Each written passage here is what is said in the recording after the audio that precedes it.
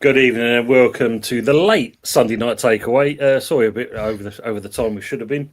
I hope you've had a good weekend anyway so far. It's bloody freezing out there, I know that. And as you can see, I've got two guests with me at the moment. One that can smile as far as the eyes and the trees and the planets and everything else can be seen. And just to the other side of me, you can see in consolation, desolation, Yeah, margination, depression. and that is Hot Fuzz.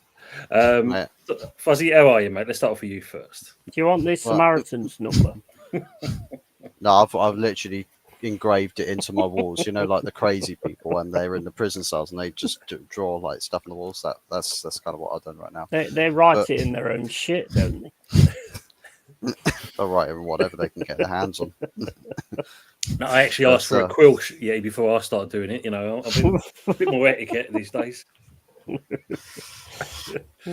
tell you what, you say it's freezing outside, and I'm quite warm. I'm quite warm. I could be down to bare bones, just my underwear on. I'll still be warm from the boiling rage that I have supporting this club. The club just don't love you.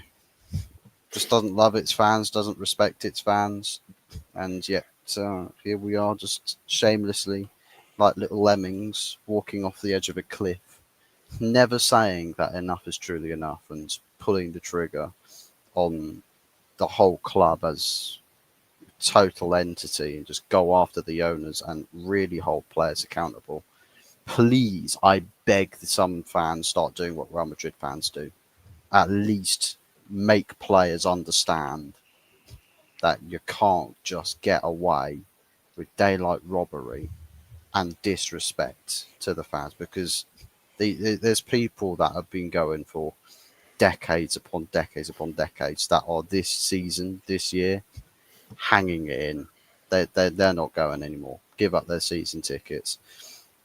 It's just complete disrespect to those people. And you know, as for a lifeblood of your football club, they come first, last, and everything.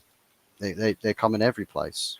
It doesn't matter what it is, what it is to do with. If it's a football fan you're talking about for their club, they are the only thing that truly matters to that football club.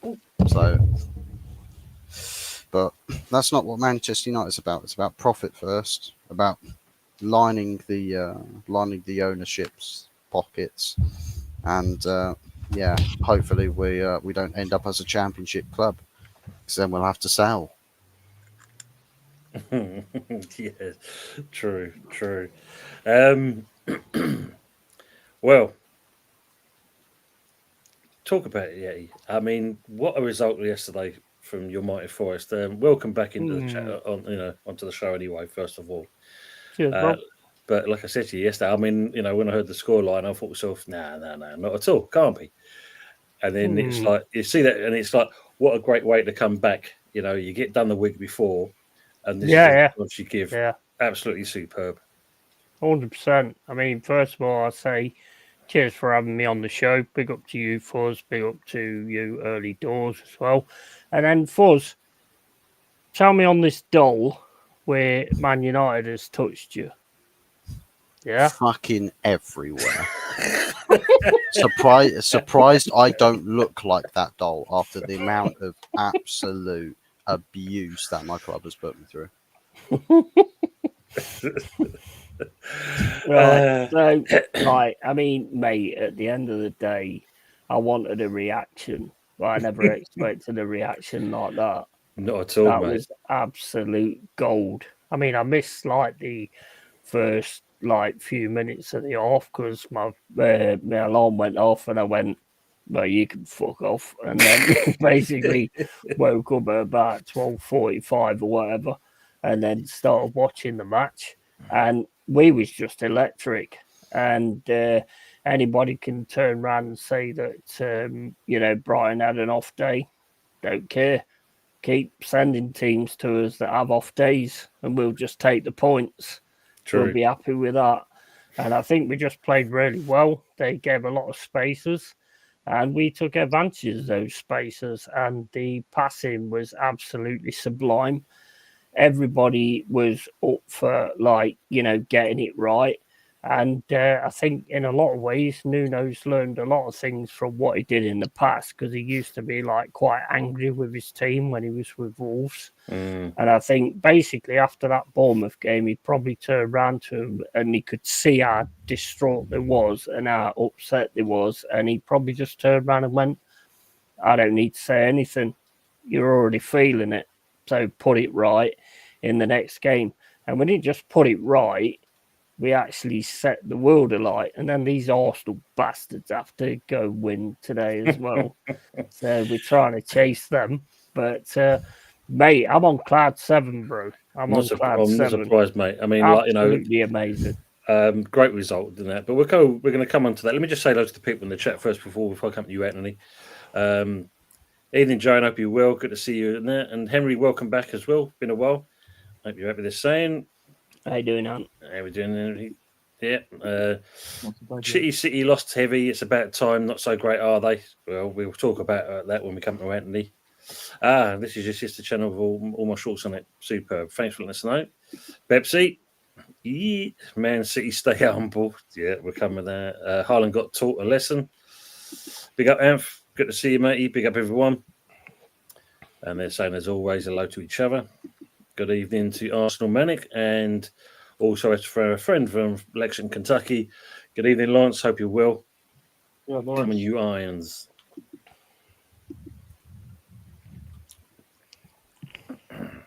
Evening, Matt, as well. Good to see you. Happy Sunday, chat on the panel. Happy Sunday to you as well, matey. Yes, everyone on AFTV will be creaming their pants. Yes, we're going to come on to that. Creaming their pants. Shamelessly. Yeah, true. Arsenal saying the two teenagers, Lewis Skelly and Nenwary, props to them, and Tony cheers for Rice. You're most welcome. I told you, money well spent. I said that from the day one. 100%. Evans Ferguson completed his medical. Hopefully all is well and he'll sign tomorrow. Yeah, so we've got a forward finally coming to us. Nice image. So, good evening, Howard. Hope you well. Good evening, all you beautiful people. And evening to Daz.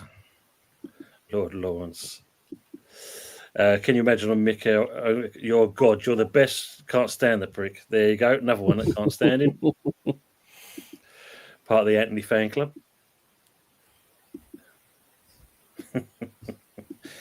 You'd be pep over full tear any day. Yeah. And it's good to say they sound like each other. Darren saying he beat a very average City team. Yeah, not looking good at the moment. Tony obviously talking off the fuzz off the ledge. Yes, I think we're all on that tonight.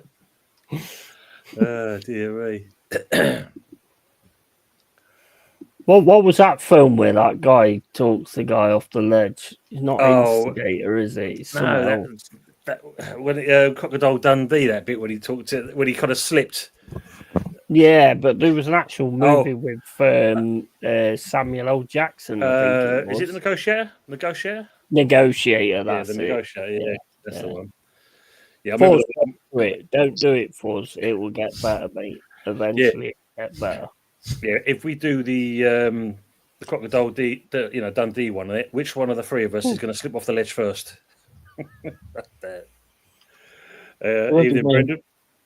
I thought you was going to do the Crocodile Dundee one where he grabbed that woman's balls. Yes. He's got her. Yeah.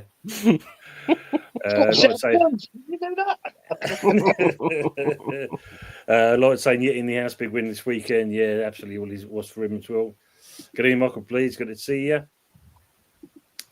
And they're saying hello to each other. And that. Good evening, Steve Bell. Hope you're well, mate. Even all the Gooners getting all giddy about it, finishing second again.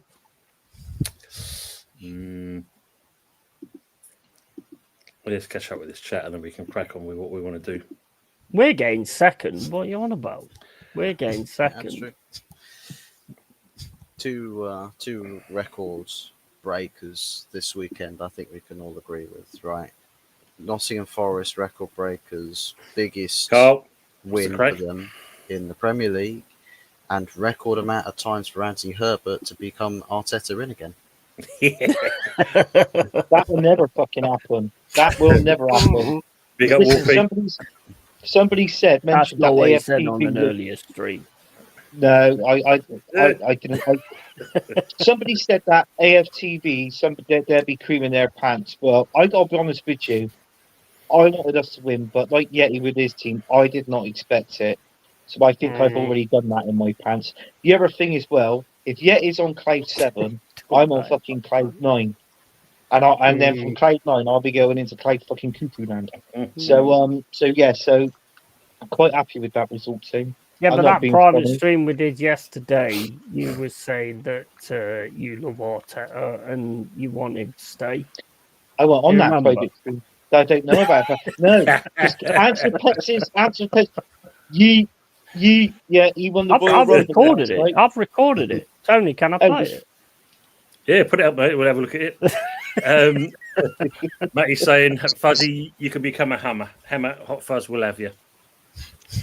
We'll have you. No, We're I very prefer kind of doing trophies every season. More likely to be Real Madrid than anything.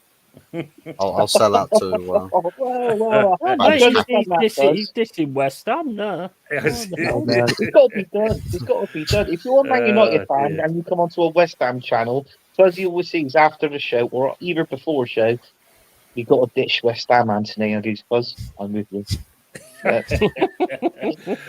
Big up to Henry for gifting 5 early door football TV memberships to people. Thanks, Henry, as always.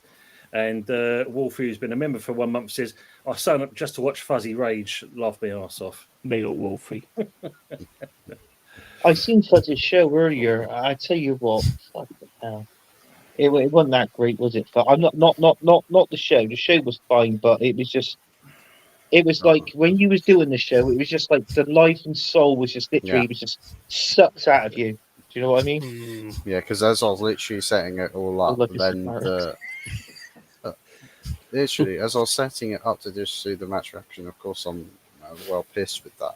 But then I get the breaking news. Oh, the signing that Man United were going to get to improve the attack is now no longer happening, and the replacement. Nobody signed. join the club. Absolutely nobody. Join the club. We got it till tomorrow, and is shit. It is absolutely shit. I'll be honest with you. As an Arsenal fan, there's been more movement in my fucking underpants than what there has been in this window. And seriously, and that's saying a lot. But That's the crabs. Yeah, well, yeah. I told you, don't let that on. That's a secret. Right? Man, he's fucking going social now. He's going viral with that. All of the so I'm going to see it the week there during the week. I'm going to see Yetis with your shorts going on. Got to think there'll be that in there. Fuzzy Howard's asking you, do you think you will go down? I won't be anywhere near Anthony's shorts. I'm going to show you not that. this season, probably not this season, but I can definitely say next season is a very big possibility. Wow! So I've got no faith that the planning for this summer is going to be anything like that. Perhaps they'll tell everybody it's going to be. Sell the whole fan base short. Say, oh, we're going to sign 10 players, big summer overhaul, and then sign 1. And then loan 2 in. Did he actually play the new left wing back? No. Right, too soon. Okay. But I mean, both of them were sat in the stands together, and I was looking at Well, that both of their faces, just like I suppose. motivation to pack your bags again and leave. First flight back. Well, the funny part, they're receiving them to the police Southampton again. So obviously, that's towards the end of the season. They might be down by then, but we don't know. I was watching the game, and I could see him in the stands, and they went, "Fuck this, I'm gone." Because that's your point, mate. Yeah, fuck this crap. You get the point. No, I was listening to the radio, and also they were saying the two pundits. That's the player Man United need. And Mateta, he will fit right. Hold on. And he just scored against them as well. Yeah, but he's the player he needs, Mateta. Yeah. You know something? I was actually in a group chat, and we were chatting about him. And I said, if he left Crystal Palace and went to say an Everton, with obviously with Moyes being there, I'd tell you something now. Moyes would change him into a quality player. Mm. He needs someone like that because I just don't feel I didn't feel Palace is the right team for him. It's like an old back sort of thing, and I feel he could play better if he went somewhere else. He's probably score more goals, that sort of thing. And we were on about that today. Funny enough. I think if he think keeps on Glasner doing what has he's doing, scored. if he keeps on, if he keeps on doing what he's doing, he'll make a name for himself in the summer window. Yeah, Guaranteed. definitely. Yeah.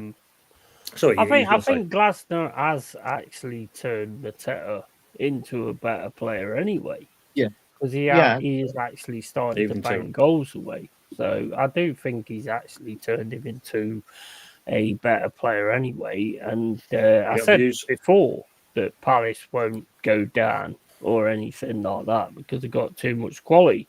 And they have this ability to bring these players in from the lower leagues like Eze, SSA or whatever his name is, Eze, the Millwall guy. And he looks quality as well. So, True. I mean, Brendan said, "Yeah, as yet he cut off his locks and hiding the evidence."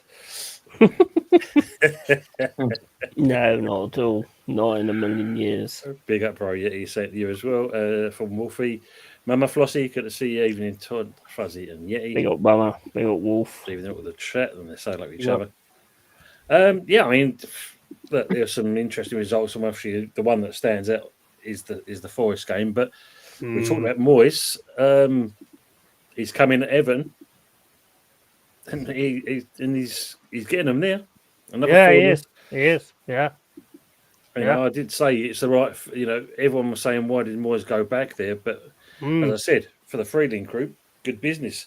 It's that he knows what the club's about, and the last couple of results he's had of it. What's it now? Imagine if they could beat Liverpool on, I think it's Wednesday, isn't it? That's going to be an interesting game, that is, because I'll be honest, I'm not 100% convinced with Liverpool. I don't know if you've seen that first goal on Saturday. That was never a penalty. And at the end of the day, I can understand a referee or a linesman getting it wrong, but when you're in a VAR scenario where you're looking at it 3 times and you say that's a penalty, you should be sacked. You should be fired because you can clearly see when the contact comes, it's Gakpo kicking the back of his own leg because Bournemouth players have got black socks on. They've got white socks on. The contact comes from somebody with white socks on. So it's clearly Gakpo. You know? And I think that was disgusting, to be honest. We've seen a few decisions like that though. That's the biggest problem with and it's still going to be a bone of contention. I mean, I know Anthony wants to get rid of it as soon as possible, but we know unfortunately it's here to stay. But it's one of those. I just think when you get chance to actually look at it on a video, I understand like somebody who's totally in the game, but when you get chance to look at it on a video and you still say that's a penalty, that is corruption, mate. That's corruption. Fair play to Liverpool. They scored the goal afterwards, but Bournemouth was still on it after that, and it was giving them a bit of a game, and that goal made a difference in that game. Well, you know full well, mate. You found that out last season. When you're up the top, everything goes for you. When you're down the bottom end, nothing goes for you. Yeah, 100%. Nothing goes for you at all. Michael Bleaser say to your Fuzz, welcome to our world of Sullivan ownership. You've now got it with Mr. Radcliffe. Oh, but you've only got Sullivan, right? We've got Sergeant Radcliffe and the Glazers. Yes, it's true. We've got it's like Sullivan and his twin brother. You might imagine a board ownership like that. It's for a club like Man United, it's worrying times, and where you're going to get yourself out of it, it doesn't look like it's going to be any time soon. That's for sure. I mean, we said it off air. When you look at Forest's chairman, done the right thing. He's supporting Nunes. He bought players during the window, and this is where I compared West Ham and Forest at this stage. If you think all them players we bought in for the window, and we had a manager that couldn't gel toffee, yet Nuno learnt his lesson from last season and got these players playing. And I know you keep saying Forest deserves respect, but I think if you look at it, I mean, Nuno, more than anything else, deserves the utmost respect because he stuck at his guns, turned that team around, and get hell, man. I mean, it's one of those again. Seeing a club like Forest, which has been long overdue to come back into the Premier League, play the football they've been doing. I think we've all waited for a Forest to come back. I know I have. Always used to like watching Forest.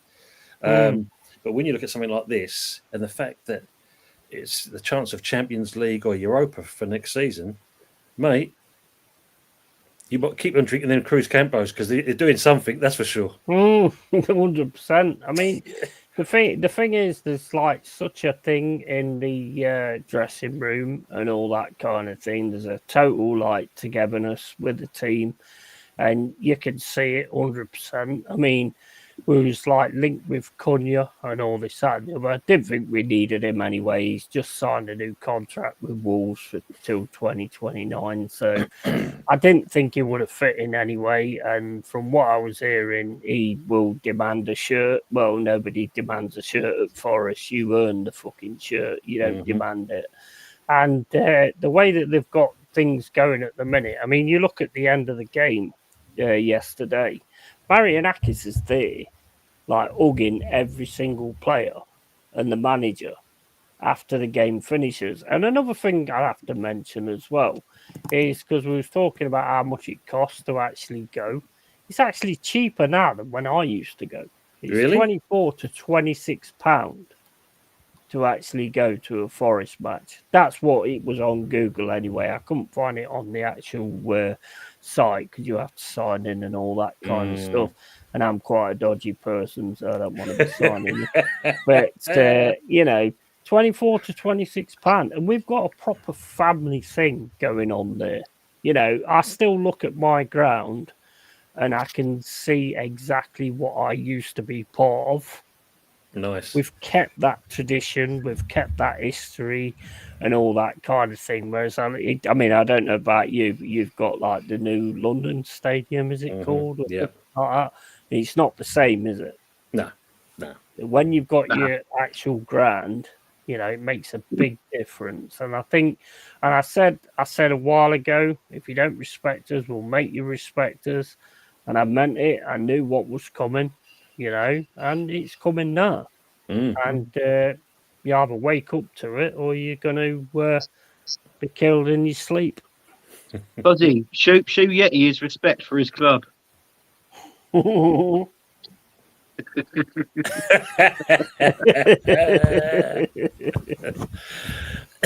Also, Max asking Chelsea versus your boys. Could you get a result? I think we've got every chance to get a result out of Chelsea tomorrow night. Yeah. Well, Monday night seems to be the thing going, doesn't it, for West Ham? I mean, you've played there twice, won twice on Monday night, so yeah, let's hopefully you could beat them. Potter's return as well, isn't it? It's Potter. That's your team talk, isn't it? You base your team talk around that, Will you go above United zone if you beat Chelsea?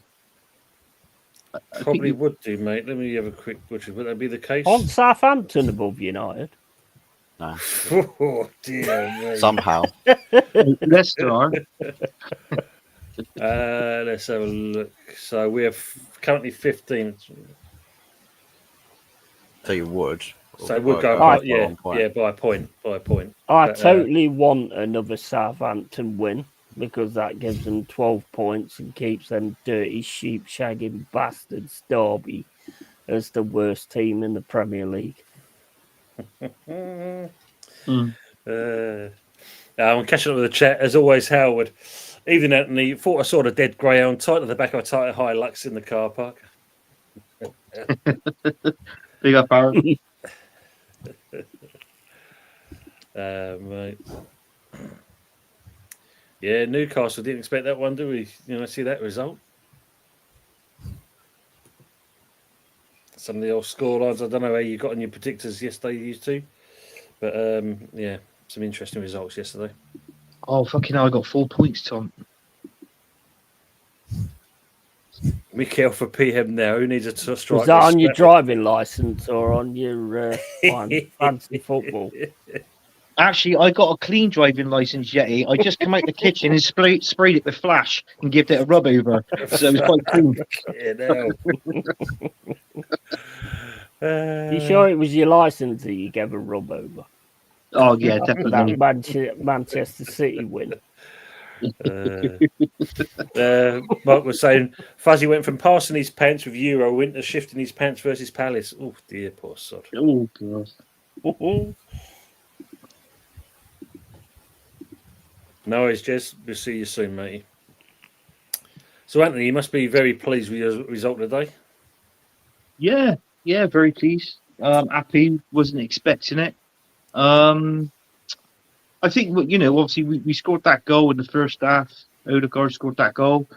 And then, we were pressing, but it was just after that goal, we would sort of like struggle a little bit in that final third. And Kai Havertz, in the first half, that shot he should have put away. What the fucking hell was that all about? I see that. Oh my god, that was bad. Jesus God. Do you know what, Tim? West Ham need a striker.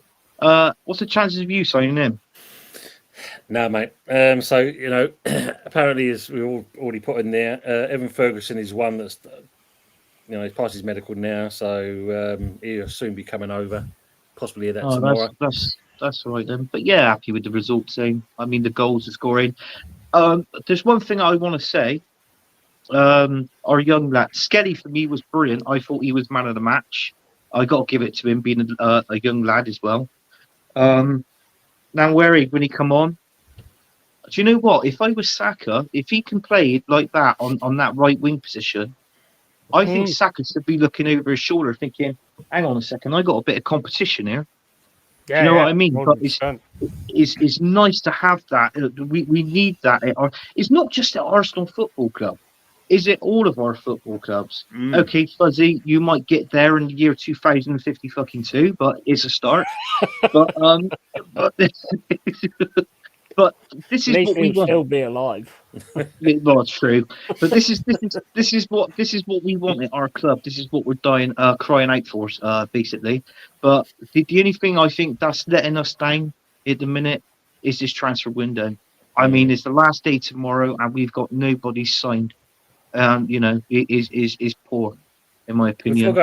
Before I go into the comment from Damien, there's something I want to say to you. You just kind of hit onto a point there. If this Skelly was around beforehand, why was he kind of put pressure on Saka in the first place? Why is it taking an injury to get this kid brought out of nowhere? Oh, well, Skelly. Well, we knew Skelly. He's he's a midfielder, but he's doing well at left back. But now where is that the guy you're on about? Where he's playing Saka's position? No. Even then, Weary. When you look at that, there's two players there could easily play. Because look at your manager, mate. He puts players in different positions anyway. So I know. Whatever way you look at it, any of them two would have done well. Exactly, but I think the way how we set it up in that. Look, I'm not Arteta's biggest fan, but the players that he played in that team. All fairness, you couldn't fault it. In other words, they're the best players that we've got at the club at the minute. And it's like what I said. We just carried on and on. We've plugged in. I don't know with Man City. Obviously losing 5-1 to us today, but listen, did they? They were in a spiral, and they started winning. They started gradually, slowly spinning up out of that spiral. Are they going to spin back down into it again? Because obviously they're not going to win the Premier League. I think it's over for them now. That's for sure. Yeah. So, what I saw of the City game, especially I think the last two goals. And don't get me wrong. I know some teams give up at this stage, but even when you looked at I think number 3 and 4, there was no way them players were playing for the team, and that's shocking, really. Yeah, so it's really shocking. But we'll come back to that. So when I talk about Damien's commenting about this kid, also evening to James from E20. Evening, mate. Pick up James. Damien's saying, Tony, this French wonder kid we've been linked to is not for me. Forgot his name, so I've just looked it up. It's Ellie Junior Krupi, or Groupie, whatever we're going to call it. We're paying out for a 9. I want more of a focal point. And apparently we're going, we're looking at proposing a deal worth £35 million for this kid. So it's an initial fee of 15 million plus 10 million if he reaches a certain number of games, and another 10 million if he scores a certain number of goals. What about Evan Ferguson? Is that one going to happen? Or Yeah, well, apparently done his medical and he's going to be here tomorrow. oh, okay. Well, he's going to be at your house. Yeah, I'm actually got the paperwork, the pen. I went out specially got one of those Parker pens, the nice writing ones. Just got it specially for that occasion, so it should be good. Yeah, you know what you need to do? You need to do what Cloughie did with Trevor Francis. You need to meet him with a badminton racket and turn around to him and say, "If you don't score goals, you're out, mate." No, we're a bit more class than that, mate. We actually meet players up in the Donington Little Chef and sign players that way. That's what we do. We're classy. Like McDonald's. Yeah. McDonald's, yeah. Yeah, they're discussing a contract over a McFlurry. But McFlurry. They meet him at Five Guys. 5. Nah, too expensive. Too expensive. Can't do that. Damien's saying about this kid. Look at his profile, and I don't see him being able to lead the line in the Premier League. He's 5'10". I've seen him play. I don't 35 million. No, I've never heard of the kid. For this player's good business, he doesn't look strong enough to me. You seen anything on this, James? This Ellie Groupie? I think he's the replacement. If you want me to be honest, I think he's the replacement for Kudus. Don't think he's a centre forward. I think they're looking at the replacement for Kudus there. For me, listen, no one knew Matoma when he arrived at Brighton. So whatever it is. So it is we have to see what happens. But yeah, for me, that's what we want, isn't it? Young up and coming players coming to our club. We all can't moan at it all the time. Do you know what I mean? So I'm down for it, mate. Bring the youth. That's exactly the way I look at it. When you're going to sign somebody new, it doesn't matter what they've done in previous clubs. I want to see what they do when they're wearing the shirt that I respect. Yeah, Yeah, it's true. Look, it's good for us in certain respects. I know Anthony and Bark's on about the age group that we sign players at. So we're going to go for these younger players. Maybe that's a good sign of longevity in the team. Yeah, I know. At the end of the day, we need to do something because even with the Evan Ferguson thing, I'm not really too convinced on that one. I think he's a good young player. I don't understand why we're just loaning him. It's a straight loan with no option. People are saying, there is an option in there. I don't believe so. Otherwise, it'd be stated. And just going with a loan. Because then what I can't work out with that one is if Evan Ferguson comes in and he's going to start in 2-3 weeks' time when we play our next game after the FA Cup and everything, I don't get what we're trying to do with this kid then. Because you're trying to You're trying to play a striker there who basically might not be your striker next season, which it doesn't really make a lot of sense to me. I don't know. Maybe I'm wrong. Someone tell me if I'm wrong, but I don't know. I don't get that one. I really don't. If you're going in for Evan Ferguson, and that's where it pisses me off with the owner to a point, because if the owner wanted the man, just pay the money and get the man. Do you know what I mean? What are we learning with a loan? Really? Yeah. Maybe we're being cautious because obviously being injured. He's just come back from an injury. Maybe we're being cautious. It could be that. You can get some good loans, to be fair. Yeah, you can do. But you've got to think if they do well for you, you either want to take them on or, before going back. Yeah, but Tone, I can understand that if it was in cup competitions. I can understand that if it was in FA Cup still or League Cup, or I could get that to a point. What I don't understand is we've loaned this geezer in, and what happens if he does amazing, his price tag goes through the roof, which we ain't going to be able to afford. And if it goes the other way and he becomes shit, we ain't going to buy him, right? So it's like it's the catch-22 situation, isn't it? Like, well, we just got to look at the old Duran one for that what that says about it, doesn't it? You know what I mean? That's another thing itself. Basically, Damien's saying here, well done, Arsenal. Question for the panel: what did all the goal scorers have in common? no idea. They score goals. Well, they're actually all left-footed. Wow. I love that sort of trivia from Damien. Shout out to Damien. Love that trivia. Mama Floss is also a member for 1 month. I've got one too. Up the mighty Mags. Absolutely, Mama. Yeah, big up, Mama. Good evening, Colin. Hope you will. Big up, Colin. No, as you relate. Hope everything's good with you and your friend. Just catching up here. Stop talking about your tea set. Does anywhere wear undies or does he go commando? Does Anthony wear undies or does he go commando? We'll ask his missus. I think he goes commando myself. That's why he sits on the sofa a funny way. Probably not level either. Oh, she loves it. She loves it when I go commando. Not this time of year, Tim. Not this time of year. Sod that. Your balls are like it. They'll end up like 2 ice cubes. But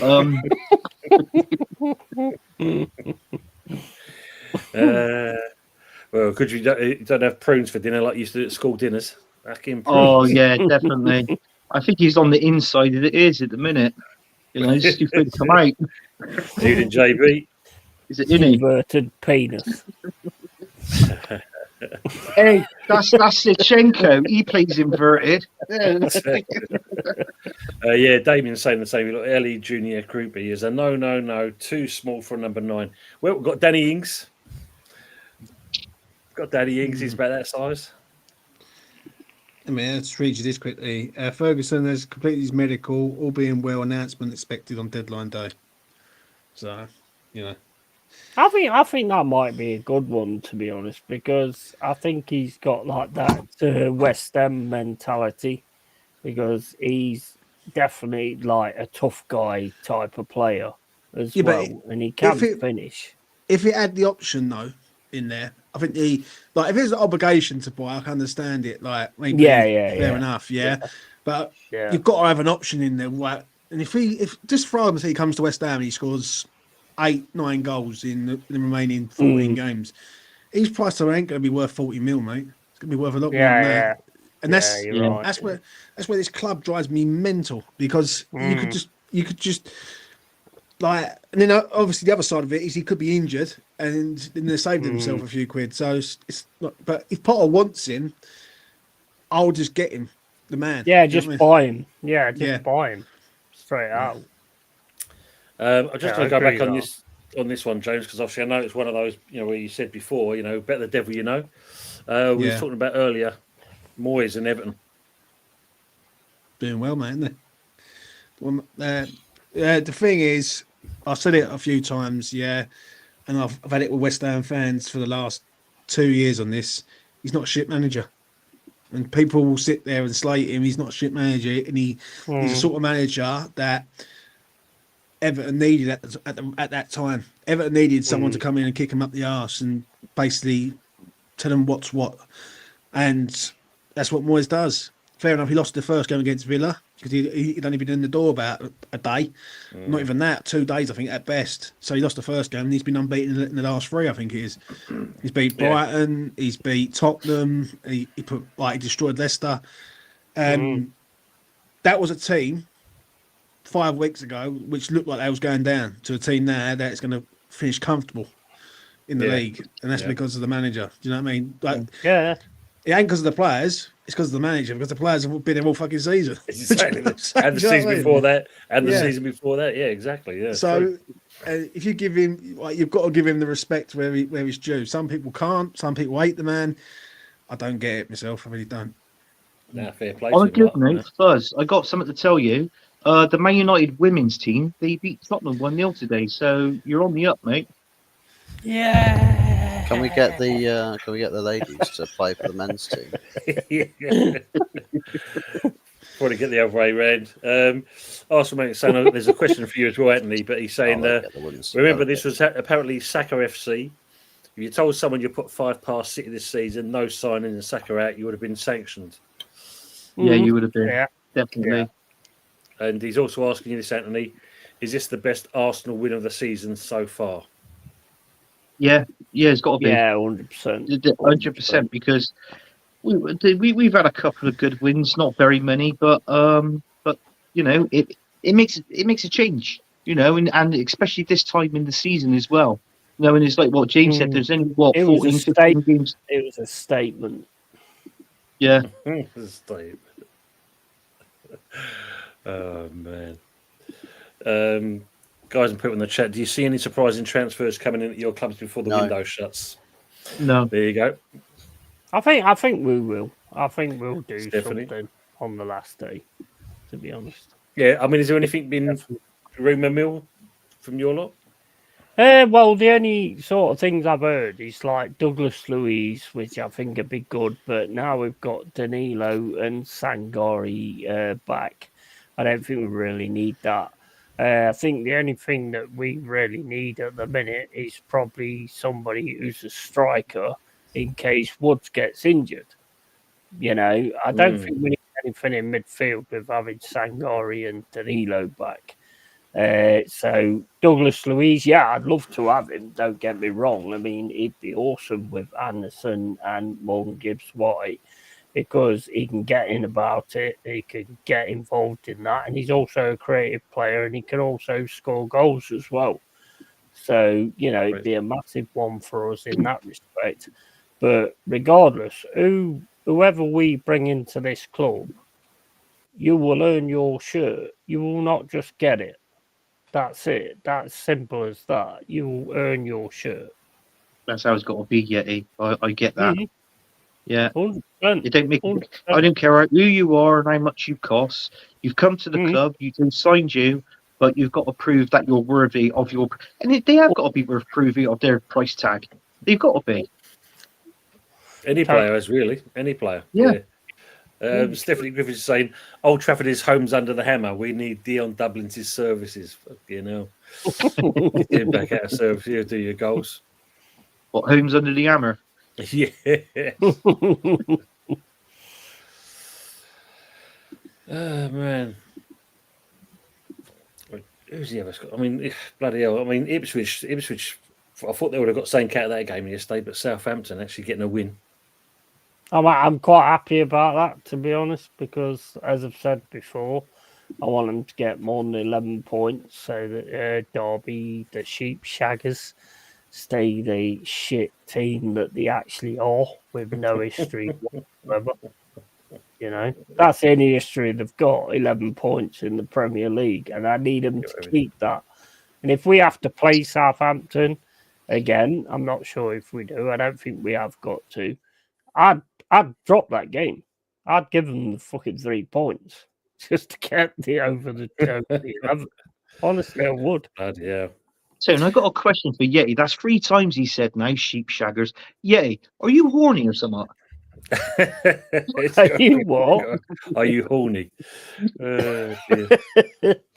Mate, if there was a sheep walked into my room right now, yeah, I might go there. Oh my God. End the stream, Tom. End the stream. Dave, end the stream. JB saying, yeah, I said on a West Ham show before you got Woods that we should have got him under Moyes. I was laughed at. He's brilliant, isn't he? He could have been also at Arsenal, in my opinion, but missed it now. But at the end of the day. Mate, I'll tell you what, when Woods first signed for us and he was playing for us, I ripped the shit out of him. I absolutely ripped the shit out of him. And I was wrong. And I'm glad I was wrong, because this guy is just on fire right now. And I love every part of him, man. He's awesome. I mean, look, you can't knock it, can you, at the end of the day? I mean, just keep on doing it, mate. If it's going to be his last season, go out on a fucking high note, and he's definitely going to be doing that. But I can't see him going yet. Arsenal mate saying the London clubs all won. Arsenal, Fulham, Palace, Spurs. Only Chelsea left. Oh, so West Ham must be an Essex club then. We've moved out of London all of a sudden.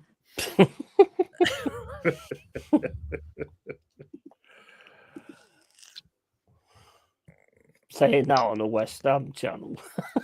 That's bizarre. Mm. Forest will win 8-0. Yet his team let me down, Stephanie said. Fucking hell. And disgraceful only winning 7-0. Absolute disgrace. And I tell you what, one main point in that game, that Matt Sells is just amazing.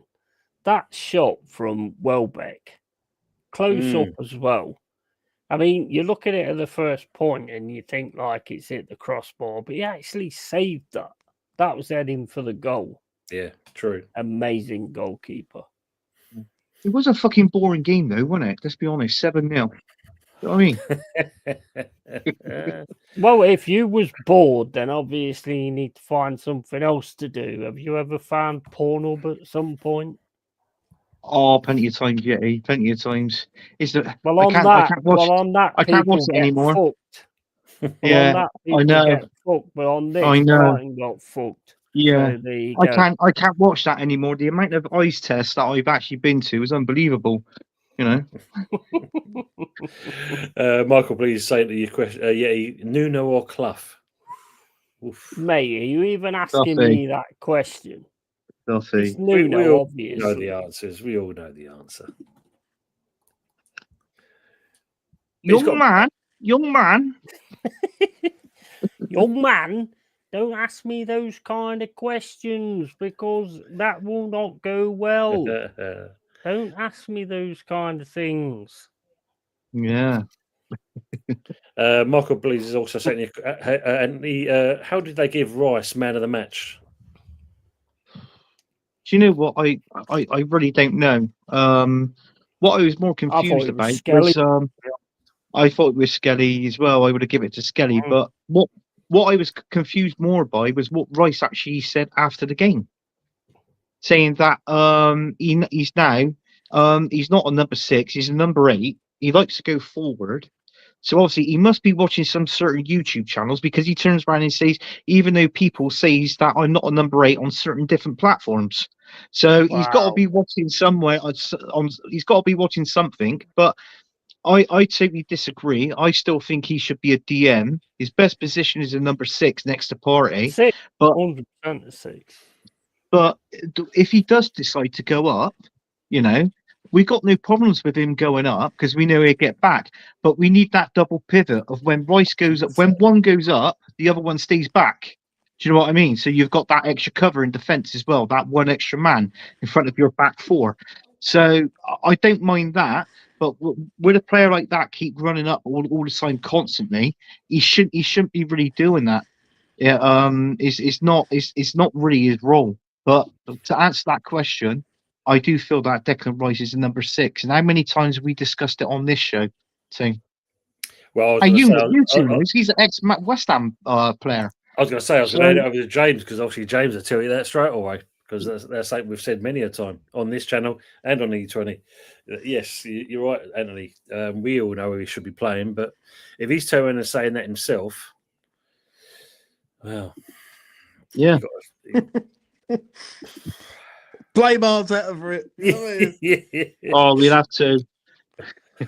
Another player losing it. Yes, Carl, I know I'm way behind on the chat and I'm trying to catch up as best as I can, mate. Thank you very much anyway.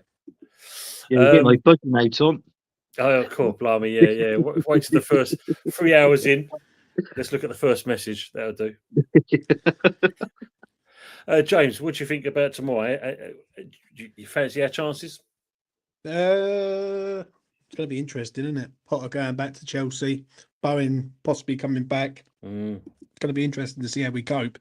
I've got a feeling.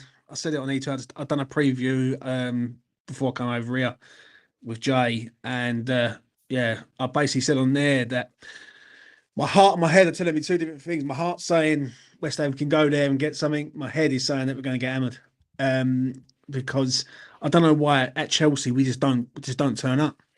Just do not turn up at all at that gaff, and it just seems like every single time we play them, they always have like a 2 or 3 goal start. And we've been so unlucky there over previous years. Last year we got obliterated. The year before that, we had the Maxwell Cornet goal that should have stood and never did. You know what I mean? We've had so many bad luck at that gaff. So I don't know. Potter's got to have a point to prove there. I was going to say, yeah, that's a bit I was going to say. Do you think that'd be part of his team talk? I think he's going to have a point to prove in himself. So he's going to set up in a way to sort of be hard to beat. I think West Ham need to go there and put in a performance of respectability. Like the last time we played Chelsea at the London Stadium, it was embarrassing. After was it 15 minutes, we was 2-0 down and we was 3-0 down after the 55th, I think it was. So, yeah, I'm a bit... The only thing I know with this fan base is that if we do lose tomorrow, people start getting on his back again. And, you know, it's just stupid. Like, you just don't get on the geezer's back. Like, this is a free hit. Like, and we've got to treat it like a free hit. Yeah, agree on that. Well, I do. I mean, like you, I like to think we could get something out of this. I must admit, you know. But let's see where we go from here. What I've seen from you guys under Potter, I've seen that there's a hell of a lot more fight there. So I think like tomorrow's game against Chelsea would be a really good one to watch. To be honest. Yeah, I think it should be. Tony. Tony Claude. Yes. Big ups, everyone. Hope you're having a lovely evening. Sunday takeaway. See Yeti's Yeti's on the panel. Yeah, big ups to Yeti. Long head Yeti. I mean, Ellie Does TV. Oh my day. See, I mean, I was thinking I'll come up here and see long faces, but Ellie Does TV. I mean, you just have to relish what happened today, innit? Absolutely. 5-1, knock this pretenders off, you know. I mean, Pupil showing the teacher how it's done. I mean, it's not a title, yeah, but I mean, just beating, the champions, the current champions, 5-1. It's big, it's huge on the table for me. Liverpool were looking at that and saying, oh, can we really handle this stuff? Arsenal is throwing about right now. They're still in touch with us. So they literally have to win all their games to the end of the season to, you know, win this title. But, I mean, great performance today, Ellie Doors. You just have to just sit back and enjoy it. I mean, even if it's not for the senior players, I mean, for the junior players coming down the ranks and just, you know, just showing that good stuff down there, man. Waneri, what a goal. What a goal. What a player. Miles Lewis Kelly, amazing player today, man. Amazing player. Bro, you've got us in that running, so don't get too confident. And us. Yeah. Don't worry. We'll send you back to reality. Don't worry about that, Arsenal. You've got to face Man United at Old Trafford as well. Oh, wait. Really? You want to do that now? Do you want to do that? You will be Arteta in. Don't worry about it. We will make you Arteta in. Don't you worry about that. You will have the banner out. Arteta is the guy. You know what I mean? We're going to school you at the City Ground, bro. We're going to school you. No, I mean, see, guys, I'm Arteta out. But, I mean, I don't think today is the day we have to start screaming that. I mean, after a performance like that, I mean, that shouldn't be what should be on the table. What should be on the table right now is that by tomorrow, 12 o'clock, the time will be running out for Arsenal to bring in a striker just in case Liverpool fluff their lines in the next 3 weeks. In the next 3 weeks, Liverpool have games against Manchester City.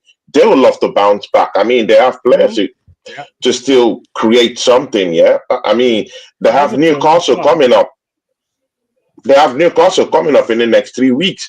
So, I mean, there's a droppable point in games where, you know, they have real booger teams, you know, in the next 2-3 weeks. And if Arsenal is to go anywhere near those guys, I mean, we scored 5, it flatters the reality. It's actually a distortion of reality. After knowing that Arsenal doesn't have any potent forward going into this run up for the title. But you can always ask who needs a striker when you're scoring 5 goals against the current champions. But I mean, in the grand scheme of things, Arsenal do need a striker. If we can go in and get a striker, maybe an Ole Watkins, just to shore up things, just in case Liverpool drop points. Who knows? Who knows what will happen? But right now, we just take what we see right now. You just Arteta in. Right there. No. I'm at that. No. It's not about Arteta in or Arteta out right now. I'm Arteta out. I believe we can do more. I believe a better manager can come in and win trophies. But right now and today is not the day to do that. For me, that's my feeling, because it's a happy day. We just beat the champions at home. I just had 2 academy players pop in and play today and show themselves worthy to be in this team. I mean, anyone will come in with 50, 60 million for Riskelly right now, and they won't be able to buy him. People will come in for Waneri right now with 70, 80, and they can't buy him. But, I mean, these are positives to go by today. And I wouldn't be down here screaming at that out, even if I want him out. I believe we can do better. But, I mean, not after beating the champions 5-1, then I would stay here and open my mouth and say all those things. That second off was quality, mate. That second off was absolute quality. Absolute banger. As much as I wanted you to lose or wanted you to get a draw so that we could get our bit, that second half was class. It was quality. Although it took a very, very rough deflection through John Stones, but again, you could see the sheer ability, you could see the vision of Thomas Partey, and again, Ellie does TV.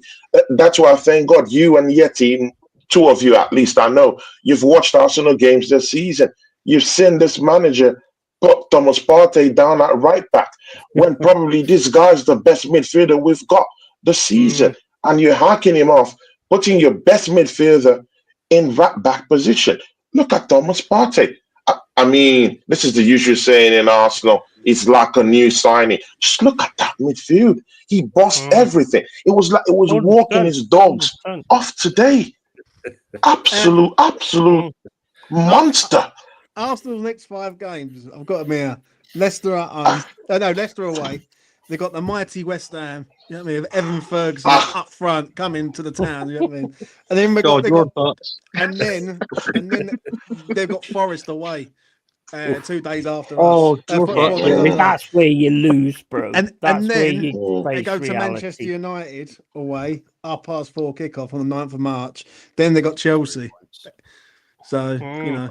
Who's going to easy. These teams you've just mentioned. I mean, after Arsenal have just defeated Manchester United and done it in such a way that it's a public show of Pep Guardiola. I mean, those other teams will be quaking on their boots at what Arsenal will be bringing. The heat that's going to be coming right now.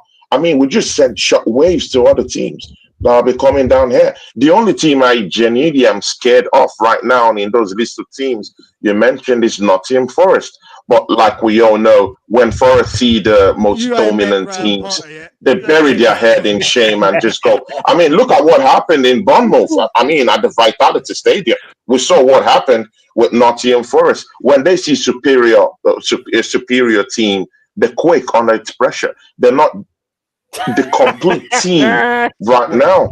No, and that's the truth. They're not the complete team.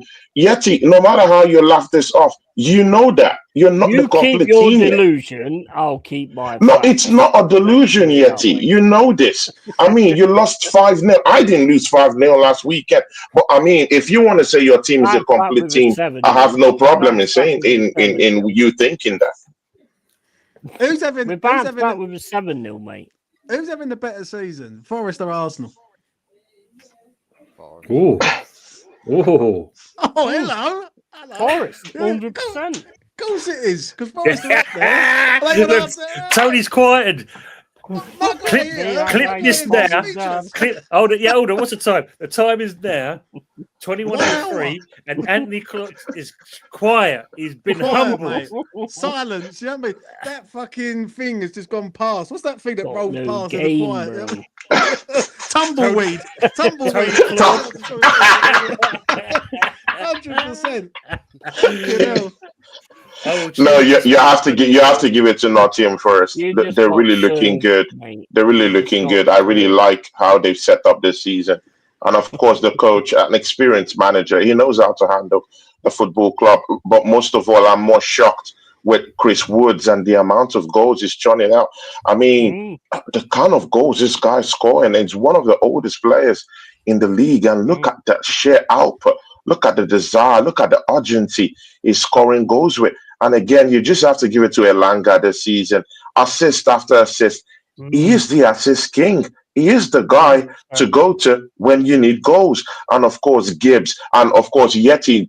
I mean, he has nothing but lullabies for Gibbs this season. Definitely. If you watch Yeti show, I'm an ardent watcher of Yeti shows. He loves Gibbs. He loves what he brings to the table. He's a very great player this season. It's been immense for them.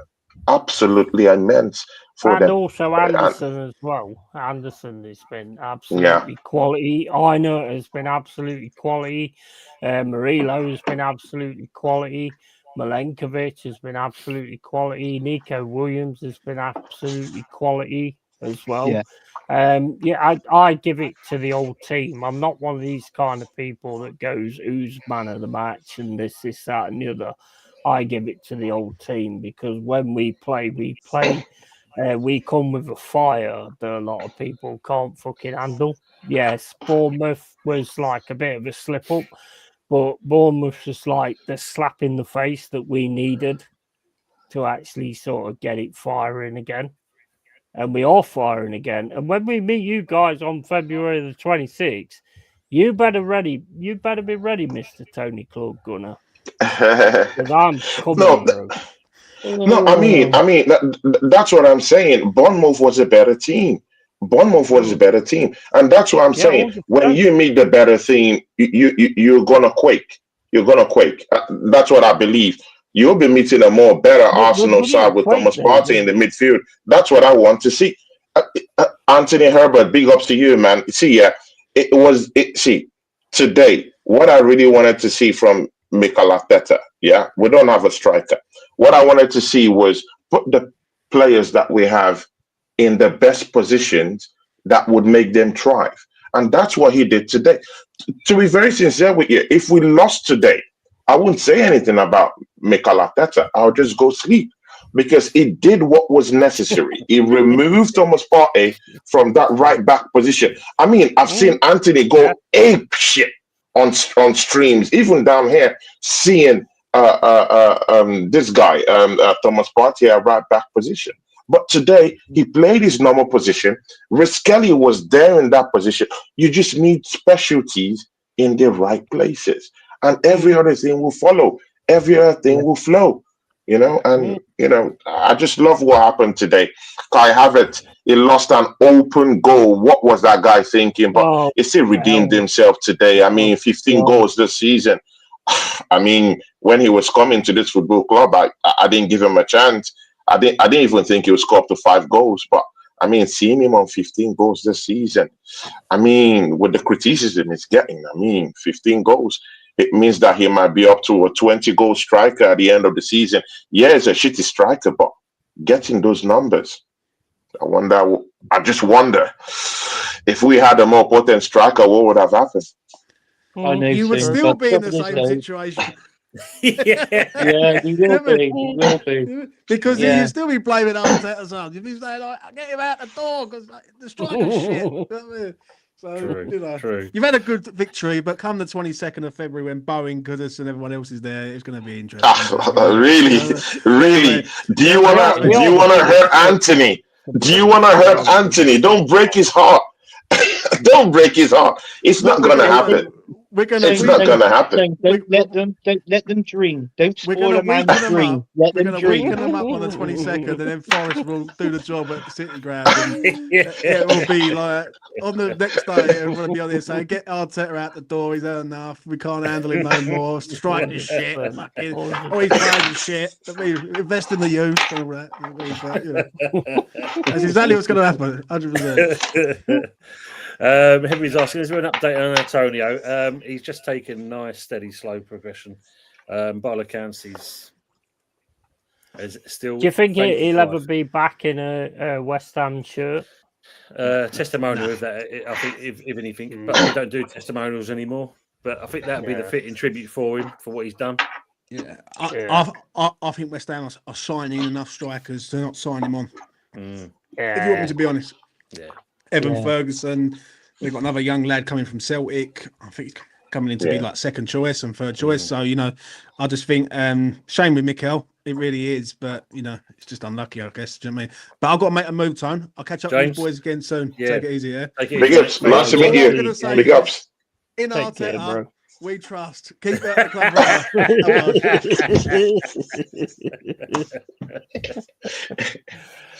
So, see ya, Anthony, Yeti, and Herbert. I mean, should we just sit down here, and pretend as if next week Newcastle won't see this happening today and quake in their boots when Arsenal come to Northumberland for that reverse fixture in the EFL Cup? I mean, Bournemouth has gone there. Clivert's got a different game. No, I mean, Clivert went down there, scored a hat trick in Northumberland. I mean, I've never seen Newcastle fall in the manner they fell at home. Just this past weekend, they lost again at St. James Park. It's becoming, you know, it's becoming a piece of a pie, for everyone in the league right now. They really want that Carabao Cup, bro. So it's not going to be as easy as that. Yeah. It's another game. I don't think we'll come back. It's another game. I honestly, sorry, I don't think we'll come back from it. All it takes is Newcastle to score one goal, isn't it? That's it. Exactly. In the first half, if they score a goal in the first half, and it's St. James's Park as well. I mean, trouble is though, even though we beat Man City 5-1, was it an informed Man City team today? Even Tottenham doesn't to me that kind of thing doesn't matter. I mean, it doesn't matter. Around saying that Brighton it's a rivalry. On Saturday, I don't give a fuck if they're up to it.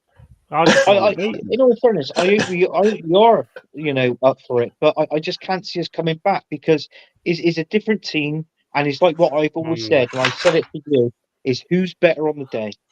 Who's better on I the think day you'll make a game of it. I think you'll make a game. Yeah, we will. I think we'll make a game of it, but I just feel that obviously Newcastle's got that edge, obviously, with the two clear goals. They got the 2 goals advantage. Even if we did beat them 2-0, we got extra time in penalties on top of that. And not being funny, look at our penalty shooters at the minute. Kai Havertz can't score a penalty. Odegaard is lucky if he scores a penalty as well. Because look against Manchester United in the FA Cup. Do you know what I mean? So Sterling last week, he missed a penalty. So, do you know what I'm saying? This sort of has a knock-on effect, sort of thing. So, I'd rather Newcastle win it, to be honest. Yeah, I think it'll be to win something. And can I just say that I'm worried about Fuzz? He's not hanging himself or anything like that. No, because when you just asked that question, he did come up with an answer of that, but he's all droned out at that point. He said something about Spurs. Yeah, even Spurs smashed the City team 4-1. Yep. Well, yeah, that's a good point. That's a very good point. Could be a red herring result, so I would wait until you get to your next game and see what the performance is like, and then your next game, and then your next game, and just see if you get into a habit.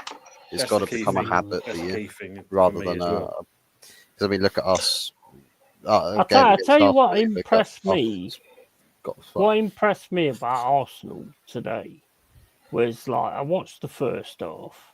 And it was like you got 1-0 up, and then you started sitting back and just letting them have the ball all the time.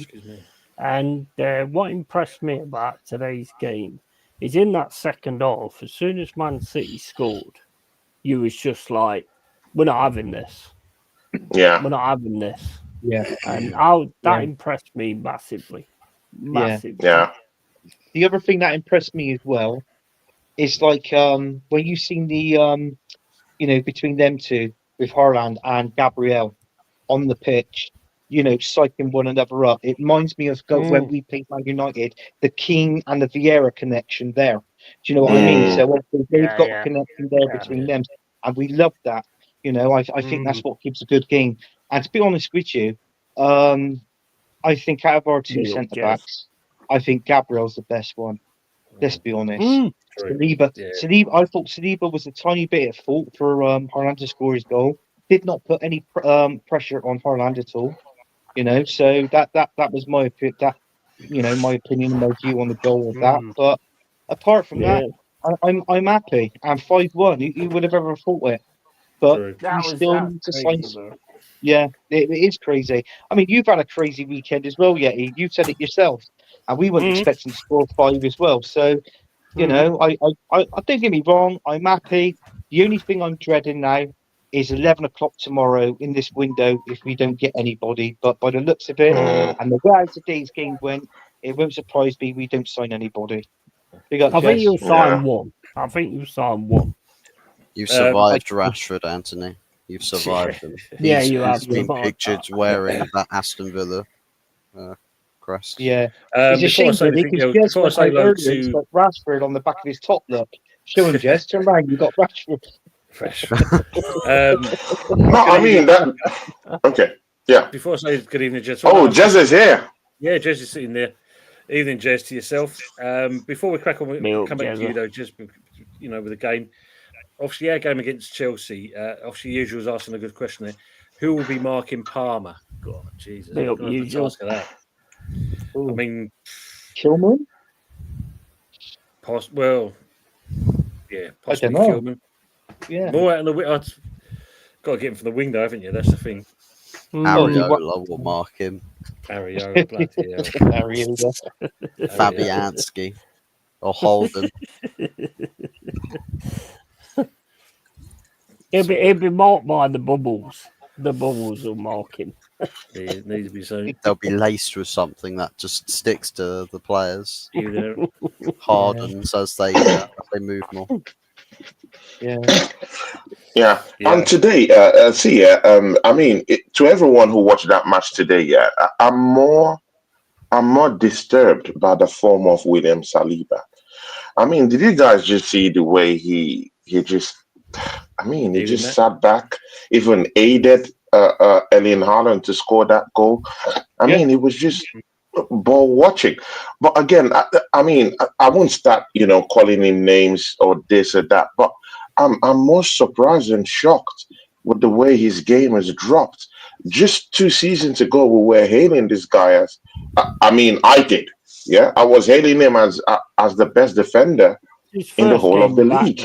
I was comparing him to the best in the world, and this season is looking, behind the shadow, of Magalhaes, who used to, have, bozo moment of his. I'm just shocked at his performances in recent weeks. But again, I don't know if it's a managerial problem. I don't know if it's a mental issue due to Real Madrid coming for him, or I don't even really know if he's playing with an injury, because I don't really trust my manager to tell me the truth about the fitness levels of players in this team. Yeah, so I don't really know if he's playing with an injury, and that really interests me. In the upcoming games, in this upcoming weeks, I will be putting a keen interest on William Saliba's form and how he plays in these games, because I really, really need to get more information on what's really happening to him. He can't just be the best defender 2 seasons ago, a season ago, and be a total garbage this season. Just on this one here, Matty from up the chair, he's saying, Tony said to you, I received the email, Matt, thanks very much. But if any of you guys would like to join him tomorrow for the transfer deadline day show, 9 p.m. tomorrow night, I can forward the link to you if you're interested. Okay, so thanks, Matty, for that one. Yeah, appreciate that, bro. Jez, how are you, mate? What did you make of your game? Oh, I'm great. I thought it was outstanding second half performance. If you look at what happened, 1-0 early doors. Good pun there. Good pun. Royalty payments incoming. And then, second half, Haaland scores. And I actually think you have to give the team the ultimate credit today, because I was doing a watch long with the Yeti, right? And we both said it was like we're sitting back, Arsenal were sitting back. And then Haaland scores. And I actually have to give absolute top credit to the players here, because I think they turned round and went, no, we're not having this again. 100%. We're not doing this again. And they just said, we're gonna go for it. Whatever Mikel has said, right? We're just gonna do what we want to do. And they went out and they absolutely ripped Manchester City apart. And that is how Arsenal should play. Yeah. Now, I'm not sitting here saying that Mikel did say, slow it down, calm it down, just sit back. But the one thing I will say today, I don't rate the guy at all. Odegaard, he was showing absolute passion. When he got booked, today he got booked, is because he was so up for it. He was like, no, I'm not having this. I'm not having it. And the players, fair play, they said, no, we ain't having this again. And I agree, totally. I said to the Yeti, I said to him, I'm finding this hard to who would I give man of the match. It was a tricky one. And at the end of the day, Arsenal went out with an absolute ambition in that second half and just absolutely destroyed them. You have to say, well, you have to give credit to all the players, and I will give ultimate credit to Arteta for what if that was his decision, and I'm not saying it is. He could have got his sausage out in the half-time, team talk, I suppose. Or his I banana. don't know if he did, because we were you watched it with me, and we were very slow when we came out in the second half. We were very on the back foot, and Man City scored. I'm not convinced about that yet. I reckon it was the players themselves said. I think so as well. I think so. We're going to go out there. And I agree with that. I agree with that. Yeah. And that Skelly's celebration after he scored that goal, blimey. Yeah. He was my man of match by far. He was my man of the match, Skelly. Manchester City was trying to do things down the right hand side, and he was just not having it. Fair play to Yeti. Fair play to you, my friend. You actually did say. I did say, didn't I, Partey? And then you sort of convinced me, well, it's his first senior goal. Thingy Bob, Skelly. So I went, okay, I'll go along with that. And coming from the youth it was as well, also down to Mr. Rossi, what he said in the chat as well. And coming from the youth as well, and that, having that, that weight on him as well in a game like this sort of thing. I reckon he played absolutely fantastic. And now I've always said, this guy has got to cement his place in the left back. This guy, even though how much I love Kieran Tierney, and he's going to be a Celtic, he's going to be a Celtic player next season. This guy is that position is made for him. Even though he's a midfielder, proper, his proper position is midfield. But that left back position for him, he's got to cement that place now. I reckon he's brilliant. And now worry, he's fighting for the cause, mate. He's fighting for the cause. Yeah. Before you came on as well, Jez, I said about that now worry as well. When he plays on that right hand side, if I was Saka, I'll be looking over my shoulder thinking, bloody hell, I got a bit of competition here on this right hand side. And it's good. This is what we want in every position. That's what you need. In every position, Yeah. Yeah. Before we carry on, Fuzzy's got to drop out. So appreciate you coming on, matey. Don't No worries. don't bud. take anti-itch Oh. pills and do a show at the same time because man, they make you super sleepy. And I was gonna start talking to Tony whenever he's on my shows. So I Big thought up he was Fuzzy. watching Man United might have made you super sleepy, to be honest. either that or the Man United send agents after me to try and silence me from slandering the club. Watching the highlights. There were highlights. More like lowlights. Highlights at the moment. Anyways, take care, guys. Take care, Big Fuzzy. up Fuzzy. Big love for yeah, the- Just looking take at this it one easy, from bro. Michael Chelsea. Big up, Tony, mate. What's this protest between West Ham and Chelsea fans? Apparently, it's at 6:30 p.m. Hashtag stop exploiting Lawty banner outside at Kona Kai pub opposite the Britannia entrance. Well, I suppose it's the concession payments. That's what I'm thinking. It's more than likely going to be that. Interesting one. But yeah. Never heard anything like that. No, Big up Dal as well. have to look at that. You know, Love Arsenal Dal. being the prize. Yeah, this is the thing. I mean, obviously, I think you can all agree, even though the result was brilliant today, Mike summed it up really. We all know Arsenal will be the bridesmaid. They keep messing it up, getting it over. Do you Yeah. think Yeah. getting it over the final hurdle? Do you think you can get there this season? No, I don't. I think we're going to go out the cup on Wednesday against Newcastle. We'll you know, finish second.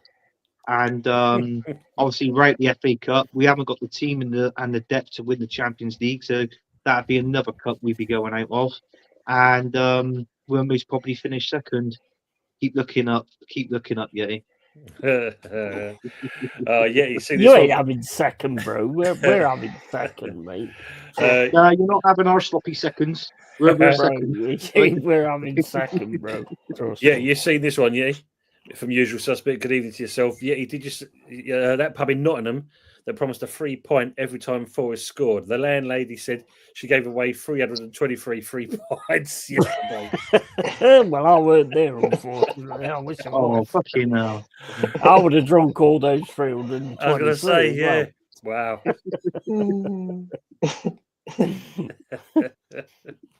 Wow. There's a couple of questions to see. I'll come back to them. Just from the West Ham point of view, first of all, Fulton Potter, James, I think Potter, he's got a point to prove at Chelsea, and for me, I'd use that as my team talk. So hopefully, he can get the players G'd up for this one, especially how they was handled. 100%. I think JWP are good. We'll be back next season. If not, what do you reckon we will get for each? A good, we'll probably get more money for.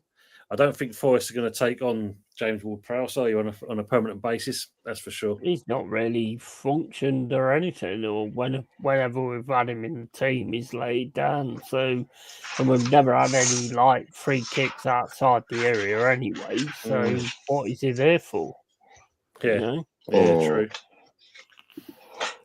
Tony, I was really thinking that West Ham would, take a bite out of that Rashford fight, because Aston Villa just taking Rashford. I know he's not a desirable right now, but I mean, West Ham need a striker right now too, and I really feel that Rashford is, probably maybe at that level if he can rediscover his form to be in a club like West Ham.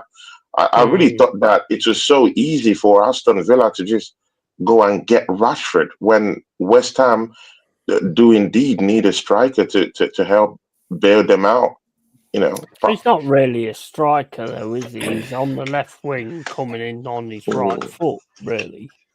He could also play as a number 9. He's played a few times as a number 9. Yeah, but Manchester he's not United, great number If 9, you look though, at it, is he? Tony, it's more the wage bill. I mean, like, to pay something like that, even if though Man United will pay the majority of it, Yeah.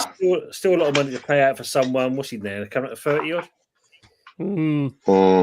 It's I say we're apparently going to get this Evan Ferguson done tomorrow. There's a talk about this other kid coming in as well, and of course the other one we got from Hibs. So at least we're kind of building for the future in that respect. But Rashford, I mean, look, he just brings bad news with him, unfortunately. So why would you want to take on someone like that? you know. Yeah, true. Mm, You don't need Um, that, do you, when you've got a new manager in?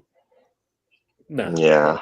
not at all. I mean, and I think you can see with Pot, he wants to play. You know, he wants to mix the senior with the younger players, which is good to see. Because I like obviously, Potter. I like him. as I said before, mate, I think it's the right choice. It's the right fit at the right time for West Ham. Just like Moyes at Everton, it's the right fit at the right time. And we're 100%. seeing things there. Like Nuno at Forest. I suppose. Absolutely, mate. Yeah, You know, definitely, right fit, right time. definitely that. And obviously, just going back to the Lone Stars one there, give Arsenal credit. Of course, we're giving Arsenal credit. 5 goals for only second time in Pep's City managerial career this is put past him. I mean, look, but we know full well. Unfortunately, your team. I don't call has anybody wankers. I call people wankers. They're actually, that I have respect for. There's a thing. Where's Jez? He's right there underneath me. It's right here. It's right here. Yeah, To be fair, he did say 5-0 at the start of my stream. He did say he's going to win 5-0. Who? And they Who said 5-0? Pete Haywood said 5-1. Oh, okay. 5-0 at the start of my stream. And I was like, you're never going to score 5 goals. You did. Dale likes him, I can see by the words he's just using there. Dear me. No, he did actually say 5-0 right at the start of my stream. Ravi's got a question for the Arsenal crew. Will Arsenal take more shots outside the box instead of playing past the parcel in the box with too many touches? It's a thing you tend to do. Good point, because it proves. Well, it worked. It does actually happen. I don't think that is. I think what we're looking at today was the Arsenal team were playing with supreme confidence, and they just decided they were going to do what they wanted to do. Rather than play the Arsenal boring, play it tip tap, try and walk it in the goal, and you can't knock that. So. Yeah, we should be taking more opportunities like that because it proves it can happen. It can work against one of the best teams in recent history of the Premier League. So just do it a little bit more. Do it on Wednesday night against Newcastle. I'm going to be honest. I'm going to be honest here, though, which I'm not normally honest. I normally say it different ways. But if I'm a manager and I see Havertz have that opportunity where he got so much time to put that ball in the net and he doesn't put that ball in the net, he's fucking out. He's done. Seriously. Makes one think it's doing, isn't it? Colin said, well, gents, are we putting £40 on West Ham to beat Arsenal? Nice one, Colin. We'll have that. Don't waste your money. Don't waste your money, Colin. Don't waste it. Yeah, that would be. Yeah. Anyway, because I'll soon be leaving. Yeah, but Yeti, of course, you talked about Kai Havertz. Yeah, I mean, just to say he has just scored his 15th goal of the season. I never expected him to get to that tally anyway. But the thing there is that I'm tired of actually blaming Kai Havertz, and the blame has to go to the person who brought him to the football club. I mean, it's all boring because we all know that he doesn't have the confidence, he doesn't have the skill set to actually be, the number 9 striker in our football club. So we have to blame the person who brought him there and who paid so much faith and so much money for this guy to be our number 9. And again, we all know that he's not our number 9. He's not the one supposed to be leading the line for us. It's only Mikel Arteta that brought him in. But again, I don't want to complain about that thing today because today was such a good day. And did today, yeah. So, I mean, when he scored that goal anyway. But again, Arsenal go and do. Brilliant. Yeah. He scored a brilliant goal today too. So Arsenal, go bring in a striker. What are you waiting for? With seen Kai Havertz, he's not the answer. He's not the answer. Nah. Go bring in a striker tomorrow, and let's just see whatever we can scavenge. If we can scavenge anything You need to around bring with what is Nketiah left. back, mate. That's all I would say. Nketiah back. Tony, the pleasure having you on. You look after yourself. Yeah, thank you very much. Jazza, big up to you. Yeti, Anthony, big up to you guys. Have a lovely week ahead, guys. Big ups. I'll see you soon. Same Have a to you nice as well, one, yeah? Tony. Look after yourself. Thanks. Take Thanks. it easy, bro. Thanks. Damien's asking you, Jezzy, you still Arteta out? Yeah. He ain't won nothing yet. Yeah. It's the only thing that makes sense, isn't it?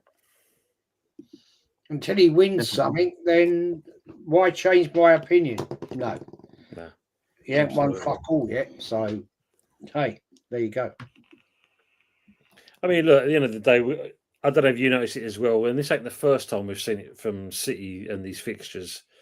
But I don't know, the players, to me, in certain respects, look like they're down tools. Some of the half-hearted challenge, I think it was the fourth goal. The keeper didn't even move. And he had clear sight of it. That was the thing. He just kind of like watched it go in. It just seems that. I think the worst one for me on that Arsenal-Manchester City game was when Foden played the bad pass, and he went to Partey, and he went in to take his shot, and everybody knows what kind of shot he can put in from that range. Not one of them went towards him. Yeah, that's right. Stones did this thing where you put your hand behind your back and then you turn away. And it was like that for me was like the pinnacle of it, where it was just like that ain't the way you defend. No, it's not. Yeah. No. What you try and do, you try and get in front of the player, and you knew Partey was actually going to shoot that ball from that range. Of course you do. So instead of 100%. coming in with the block, actually approaching the player and coming in from the block. If that's something that Tony Adams or Martin Keown would have done. We've seen them do that in the games. But now it just seems like it's like what you just explained, Jay. The players got an habit of putting their arms behind their backs and just turning. And that's it. You've got put that player as much pressure, under pressure as you can. Do you know what I mean? And there was none of that.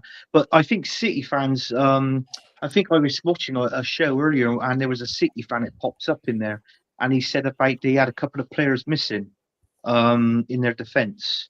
Man City. Every team's got somebody missing. There you go. You can't look at that. I mean, especially when you're a team like Man City, because you've got world-class players that can replace world-class players. Do you know what I mean? So having one or two injuries, no, I'm sorry, not when you're Man City. People say about Rodri, the key is Rodri, missing Rodri. No, well, I'm sorry, but you've got players there to play for replace Rodri. If you haven't, they won't be playing for Man City. End off.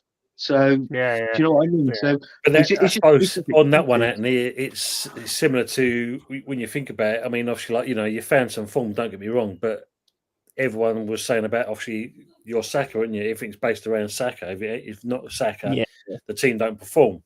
And I think for City, that's their cop out is Rodri. No Rodri, we can't do this. Rodri is the Heil. Yeah, that's bullshit, isn't it? Yeah, as you said, they're professional players at the end of the day. I know sometimes a one player can influence and connect players. Don't get me wrong, in that respect, but still, they're not. They don't win it 5 years in a row for nothing in the Premier League. Rodri wouldn't have made no difference to that second half. Nah, Rodri would have made no difference to that second half. Arsenal, in my opinion, just decided we ain't going to let this go to a draw. We're not going to let these guys have something on us. We're going to put it on them. And like Jez has already said, whether it was like an Arteta team, I don't think it was an Arteta team talk, because I think as soon as Man City scored, Arsenal the whole team just turned around and said, we ain't having this. We're not having this again. And they just went for it. And they was just awesome in that I'll second make, half. I'll make you right. Yeah, I'll make you right in 100%. that comment though. It's more a player thing than it is the actual manager in that one. I did tell you, Really. Tim, that samba and that yoga, it might come in handy. Yeah. Yeah. Just go back on yesterday's game. I'll just throw this one in for Matty from the Bournemouth channel. He's saying here, thoughts on the Liverpool penalty yesterday. I think we talked about it Disgraceful, earlier. mate. Absolutely Wrong. disgraceful. I've already turned around and said this, Matty. Basically, in my opinion, a referee and a linesman can make a mistake, but when you get to see it on a video 3 times and then you still call that a penalty, absolute disgrace, absolute corruption. Those guys that was in that VAR room should have been fucking fired. 100%. Yeah, they should have been. Yeah, I mean, fancy getting a penalty, but you trip yourself over. I mean, what's he kicked his own foot. Yeah, it's like, yeah, it's true. It was terrible Yeah. decision. It was awful. Yeah, do get away with it, don't they? And it changed the game, and Bournemouth still kept fighting throughout that game, even after that penalty, but couldn't kind of get a breakthrough or anything like that. So, you know what? Liverpool, you fucking scum. Because half of your fans that I've seen on YouTube, not one of you has turned around and said, I would have turned around and said, like, no, that's not a penalty, but I'll take it. Not one of you has done that. You've just gone, oh, it's a penalty, it's a penalty. Fuck off, mate. No, you can't do that, because I did that last week where I clearly said about the red card, right? And I got berated for that as an Arsenal fan. So, you can't say it, mate. Yeah. YouTubers will only go with. I'll still keep saying it, whether they like it or not. But no, it's what I mean. It's a populace, unfortunately. Much of and it's good to have that opinion. Don't get me wrong. But unfortunately, Tony, there's a lot of YouTubers out there will not go against the grain. No, they don't want to be unpopular. Yeah, I don't exactly. I don't care. I called it last week, and I've had people come to me. Oh, what are you saying now, Jez? About I called out the red card. And I said it was a red card, and I still stand by what I said. It was a red card. I don't care. It got rescinded. I think that was a weak thing to do, personally. But I don't care. If I make a statement and I say it is what I believe it is, I'm not going to. Yeah, but Jez, because you was a referee. Yeah, but it doesn't mean I'm right. But I know on that occasion I was right.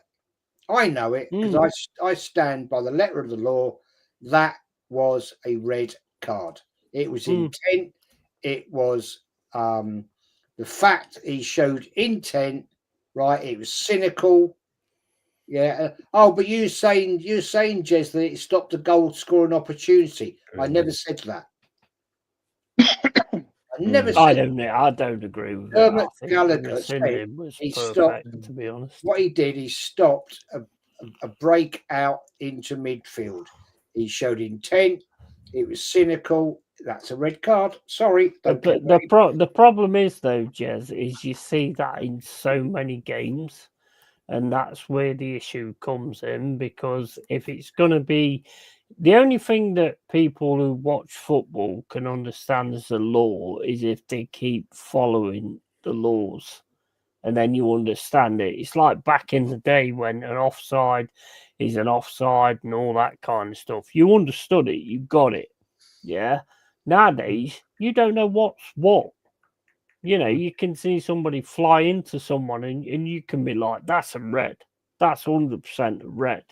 And they don't give a red. They give a yellow.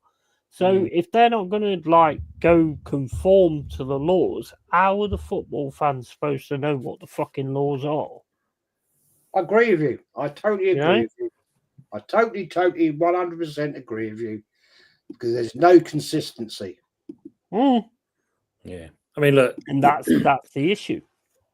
Nice one from Happy here. She said, Skelly, after that shit red last week, to get a goal this week was great for him. Big up, Happy. It wasn't a shit red. It was a red card. It's bullshit. That's a bullshit statement. At the end of the day, read the laws of the game, and at the end of the day, the weakness of the PGMOL decided Big up Aaron. will Big up Michael as will well. capitulate.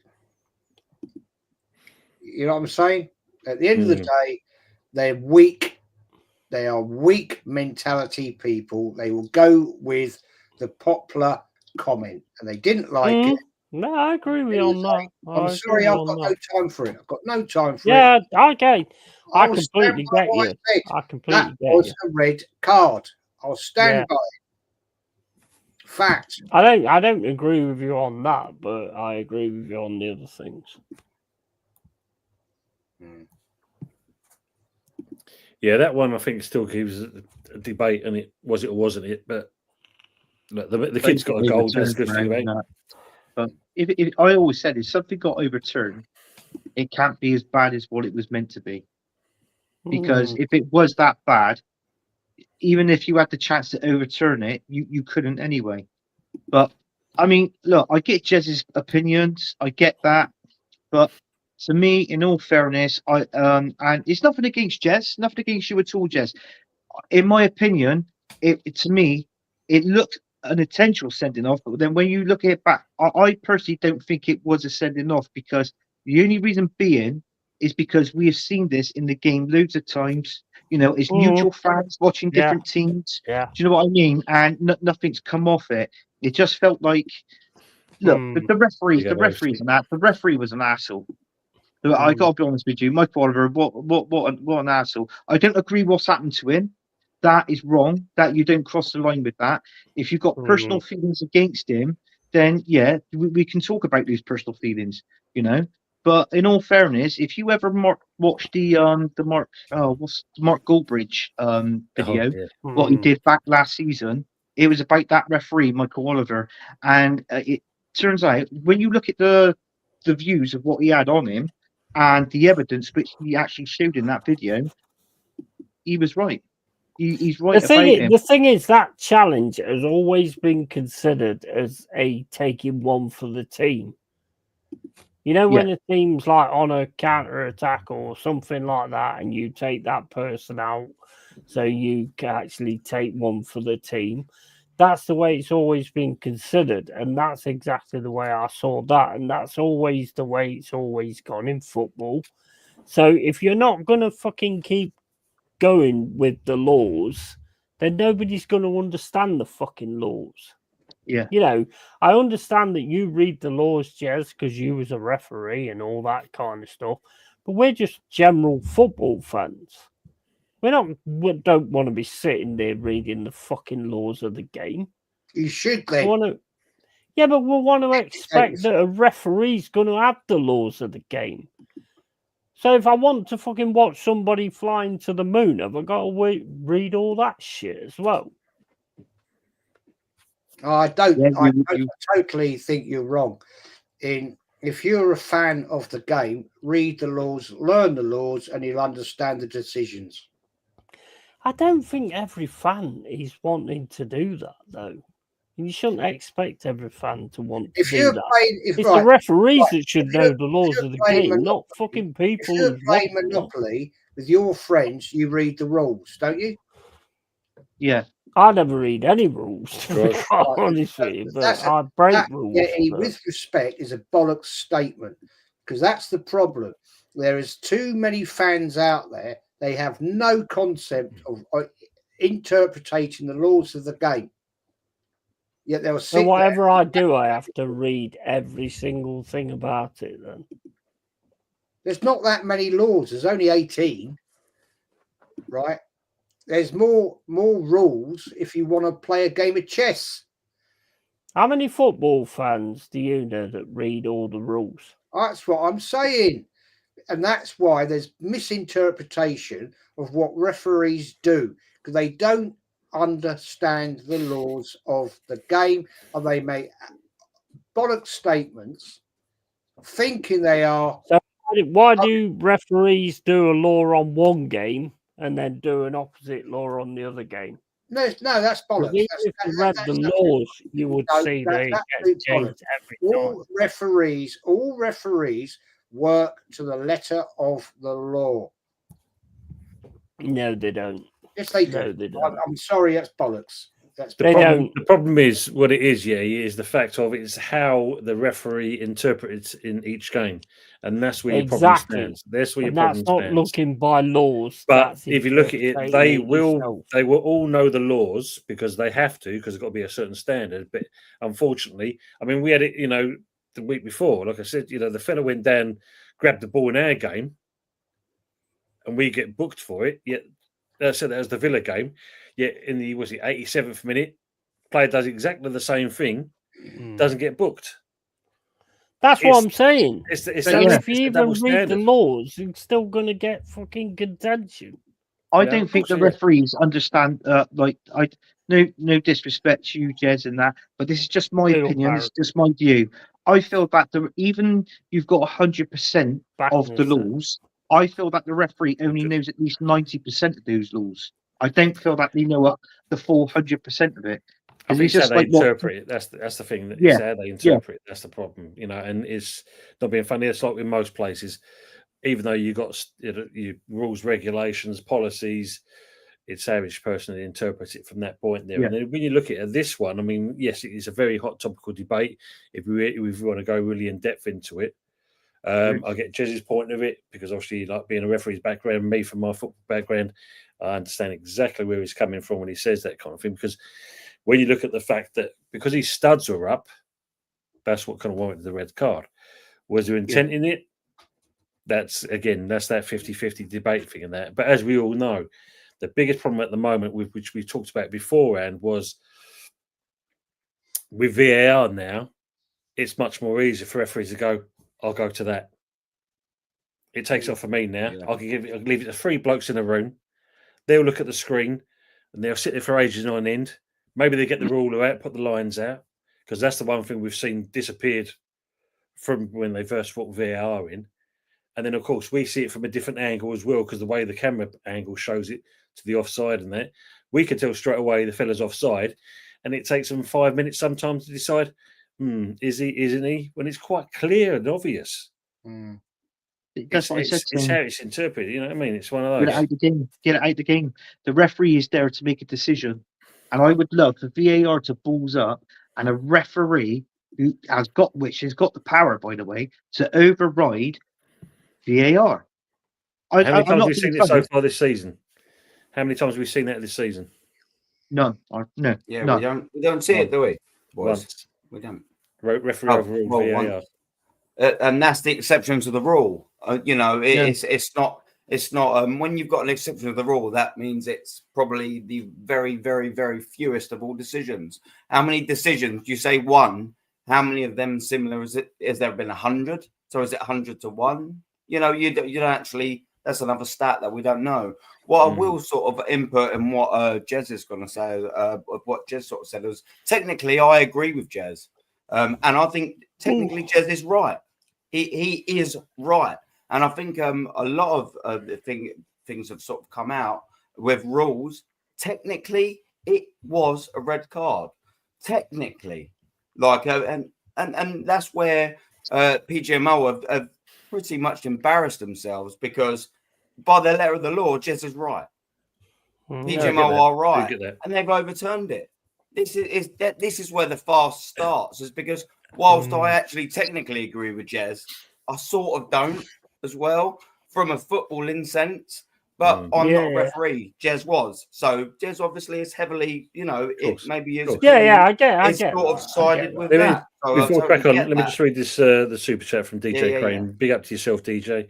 Honestly, for fans to respect the laws, PGMO needs to hold up themselves by their laws. Skelly red card should not have been overturned.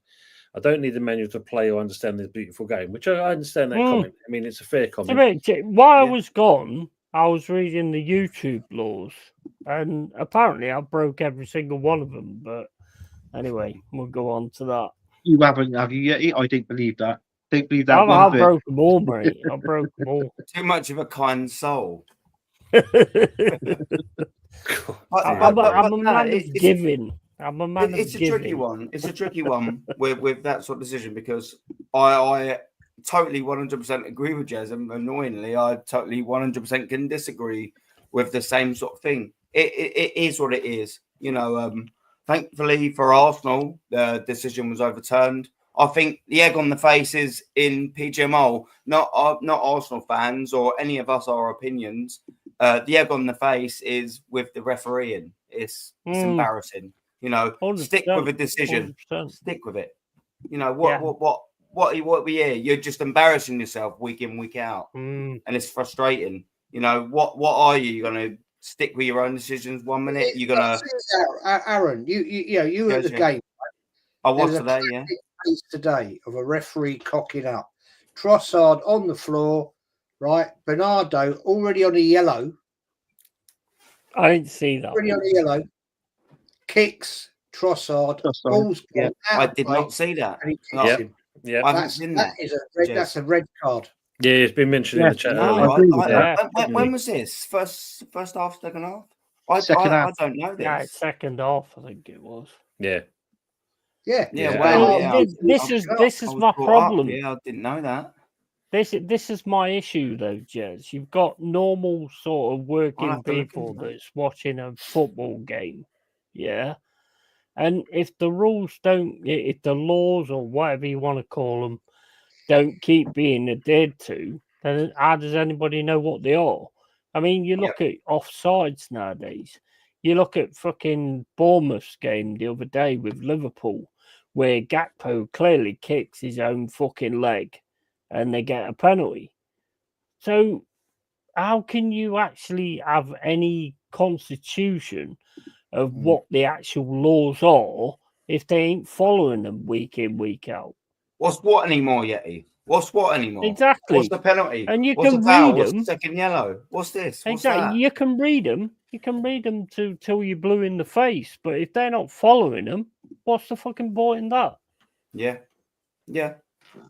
And as well, obviously, we haven't got sort of the experience what Jez has. But can I just add, fair due to Jez for you sticking to your point and making that, because technically you were right.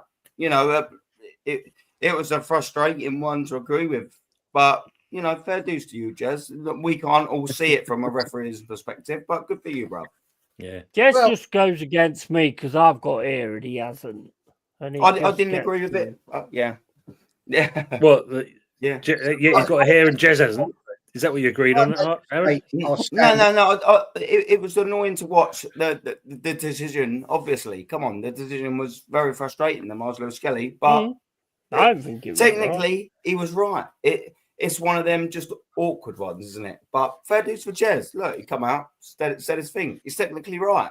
You know, I was right. I know that. I know I'm right. I know I'm right. I'm sorry. I got berated, but I had people coming to me. Wrong. What you're saying now, Jez? What you're saying? It's been overturned. Well, because they are weak-minded people that went along with the narrative. At the end of the day, I'm right. Jez, what does this do for I know you can't double comment on this as an institution because you're not part of the PGMOL, but what does this do for that as a brand? The fact that they absolutely have come out then, if they're wrong, and said, yeah, we're going to overturn it. It's pathetic. What does that do for them? I mean, it's embarrassing. It's pathetic. The thing is, though, on that, they you know, this is not the first time they've done it. I think what it also says they're not backing their employee. Yeah. How low do they want to sink? How low do they want to sink? If they had any supposed to trust them, they'd actually back their referee and say, "Yeah, you got it right, mate. You got that right." And stand by it. And it's then up to Arsenal to appeal. Arsenal never appealed that. They never appealed it. What the PGMOL did was they rescinded it. Arsenal didn't appeal. That, I think, is a shit show.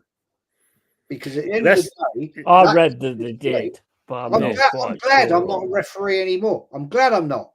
Because if that's the situation where you don't get the backing of your governing body to say, yeah, you're right. You got that right, mate. It's up to them now to appeal it. And if they think you've got it wrong, we'll review it and we'll have an look into it, right? I've been to Lancaster Gate when I was a referee on appeals. I've fucking been there when I was in the United Combinations League. I've sent players off. Bless you. At reserve level of Millwall. I did West Ham reserves once, right? I'm not saying I sent a West Ham player off, but beat Lancaster Gate, right? And I had to go to appeal. Yeah, and yeah, I got it wrong. Sometimes it was overturned. Yeah. My interpretation, it would be reviewed. They say, no, sorry, you got that one wrong. 96% of the time, statistics, they would the FA back in the day would stand with the referee and say, yeah, you got it right. That's what they used to do, isn't it? It's the letter of the law. That guy should have been sent off for that offence, and we stand by you. They don't do that now. No, completely different. Completely different. Can anyone help out Arsenal Manic? He says he hasn't watched Match of the Day for some time. He might have to watch it tonight, though, but he's asking, is Gary Lineker, Hansen and Lawrence still on the panel? Yeah, they are. Yeah, it's good. I think I may have said this before, but I think I've seen a video of Jez refereeing. I think the fucking players chased him over the fence. Do you know what I mean? That one. Yeah, I remember that. Yeah.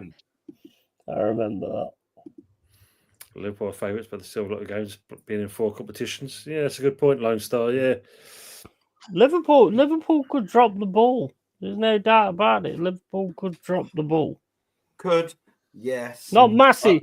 Not massively convinced. I don't know. Look, they play Everton on the 12th of February, which is their technical game in hand away. The last derby, Merseyside derby away at Goodison. I thought that we needed to beat Manchester City, and we've done our job. I thought Liverpool might have needed to draw against Bournemouth and maybe drop points against Everton to get the sort of that round of now there's no game in hand and they've dropped a couple of points for us to maybe sneak in it. I think I think we've done our own damage. The problem is with the Liverpool thing, and it's annoying, and I don't want people to disrespect Liverpool because they've actually been worthy of where they are. Arsenal, like Manchester City and whoever else just haven't been good enough. That's not Liverpool's fault. Liverpool started the season, I think, 3rd and 4th gear, went into maybe 5th, and now they're just sort of in cruise control, and everyone else is just sort of letting them off the hook. It's very, very frustrating. You know what? I'm not convinced by them, to be honest. I mean, like yesterday, I was saying, like on the final whistle, I was saying, like, basically, we are probably in the better form at the moment. And then you guys go against Manchester City and beat them 5-1. So you're obviously on form as well. So it's like, I think they could drop points. I think they could drop points against Everton because Moyes has got them fucking kicking on at the minute. You're right, Yeti, and I totally get you. And this is the problem. You are right. Liverpool will drop points. The problem is Arsenal will drop points. That's the biggest problem of all. Liverpool, yes, they will. Are Arsenal going to now win what we got left? Is it match day 23? Not talking about Arsenal, talking about us, mate. Sorry. I'm really sorry. I'm really sorry. Yeah. No, but either way, anyone that's challenging Liverpool, I suppose we can make it universal then. Yeah. Anyone has to be absolutely bang on then, regardless of whether it's going to be Arsenal, Nottingham Forest. Well, I mean, we're the only ones to beat them. Anyone. We're the only ones to beat them. They've not beat us this season. So, hey, let's see what happens. We'll take it to the sword and see if you've got what it takes. We haven't got what it takes. 100%. I mean, Forest have improved. I mean, when we play against them, I think it's, you said February the 12th, they play February the 12th, we play, yeah. I mean, they've upgraded. I mean, obviously, we beat them 3-0. If we score 3 goals past Forest, we'll concede a goal. You know, so in all fairness, we won't beat Forest. I don't Well, think you'll be at their as a gaff. City No ground. way. Nah, No I way. won't yet We beat you. I Forest won't at the yet City you. ground. I'll fucking somersault naked out my front door. Mate, I'm telling you, we Ain't won't do winding it. nobody up, mate. I know. Yeah. Hey, Henry. No chance. No chance will we beat Forest. They're a fantastic team this season. They deserve to be where they are. And if any 100%. Arsenal fans thinks that that's going to be a game where we could pick up points, especially 3, if we pick up 3 points there, fucking well done. Good for us. When you look at the That's a stats, hard-earned fucking 3. this season, Chris Wood, 17 goals this season. When you look at the stats. Yeah. And it's like, bloody hell. And how much did you buy him for, Yeti? Was it like 15 million you bought him off of Newcastle? Yeah, 15 odd million. Langa was like 15 odd million. And How much did you spend on your front three? Was like 5 million or something like that. Yeah, how much is the front 3? Chris Wood, Alanga, and Adoy. Less than 30. Probably about 30 mil. 30, 40 mil, maybe. 65 million on Havertz. Mic drop. Yeah, exactly. 100%. Yeah, I can't argue with that. What we doing here? Yeah. I mean, I was 100%. surprised in today's game with Kai Havertz with his goal. And, you know, and that opportunity, that chance he had in the first half, it's like he squanders the fucking easy, you know, opportunities. And then he steps up and scores a fucking peach of a goal. You know, when you don't expect it because of the standards that he's at. And you think, fucking hell, where did that come from? Anthony, I won't repeat what I got called in the Emirates because it's a tone show. I won't repeat what I was called, but it wasn't pretty. Whilst I booed his miss out of frustration, I had loads of fans up in the North Bank of the Emirates swearing at me because I decided to boo that miss. It's all right, Aaron. He's got bad watershed. These the same ones that walk out when it's 15 minutes to go. Yeah. No, we don't do that either. But yeah, this is where our fan base is at, They just don't like a bit of accountability. You know, why can't I just be a little bit upset with a 65 million striker that can't score? You have a little boo, and then I get called a CUMT by about 20, 30 people. Madness. What were we doing here? That's ridiculous, isn't it? 65 million. Well, it makes you laugh when half of your front 3, including wages, is less than Havertz. Just to let you know, it's just been confirmed that Marcus Rashford has completed his loan move to Aston Villa. Oh, yeah. Oh, is that a loan, is it? A loan deal. Yeah, it's a loan with Any options options, to buy. I'm good just because been I wanted confirmed. to end Just up at been Arsenal. Tone, is there any option, or is it a straight 6-monther? I think it's just Option to I buy. believe. It's an option to buy, that one, yeah. I Oh, tell you has it what, got a I little reckon we option? might. What's the I reckon option? we might see a different what's the Marcus twist? Rashford. Seriously, going to. I reckon I think he suits that agree. style of play. I think I we'll see a agree. different Marcus Who Rashford for? there. Yeah, I Villa. agree. If you look at all these players that Yeah, don't leave shoot the their boy, Aaron. previous teams, they all of a sudden come on to do something good. Look at Callum Hudson-Odoi, look at Langer. Yeah. You know, I think when you take these players from these teams that have got a lot of pressure on them, I think Rashford will come on big time for Aston Villa. He might do, yeah. Do you read it, Jez? So Rashford is now on loan with Aston Villa now. Yeah, good luck. Yeah. Anyway, I'm annoyed. I'll bounce, but Cheers. Thanks for coming in, mate. I know it's short notice, but thanks for coming in, mate. Appreciate it as always. Mate. No, it's always a pleasure. What a mate. legend. I love this show. Love it. Yeah, Aaron, Have you done your fan cam? I've done it. Yeah, you don't have you. Done that ages ago. You going on to your emergency stream, like Apparently so. number 3,500,000 fucking wherever it is. Yeah. We'll catch you there very soon, Jez. Yeah. Cheers, thanks again, mate. And look out for you next time. Take it easy, mate. Thank you. I'll see you, Jez. Ta-ra, mate. mate. Ta-ra, Take mate. care, boys. Take care. And you know, Ta-ra. take care. Take care, mate. Right, now Jez is gone. Referees, fucking wankers, a lot of them. Yeah, fucking never agreed with that shit. You know what? I like the decision, fact. I like the fact that he actually sticks by big his up, Chris. guns. Yeah, absolutely. Because Yeah, I big up, Ellis. appreciate that. 'Cause if Yeah. you've got your guns, you stick by them, Of course. and Yeah. I appreciate that, and I respect Yeah, that. definitely. Just on this one, Ray of Hope saying Arsenal must have a big injury list tonight after all that rolling around. Yeah. One thing you Yeah. guys must, Arteta must get you doing in training. So not only doing yoga and Pilates and shit like that. Yeah, but that comes in with the yoga too. Actually, Aaron, would you say there was a lot of rolling around in today's game against Man City? I'll tell you what, there was absolutely zero rolling around. But I'll tell you one thing that I have to Yeah, get there in. was a It's nothing to fair do bit. with rolling There was a around. fair It's to bit. do with Manchester City's fans, yeah. And I can promise you this. So I am on the North Bank, right in this little corner, yeah.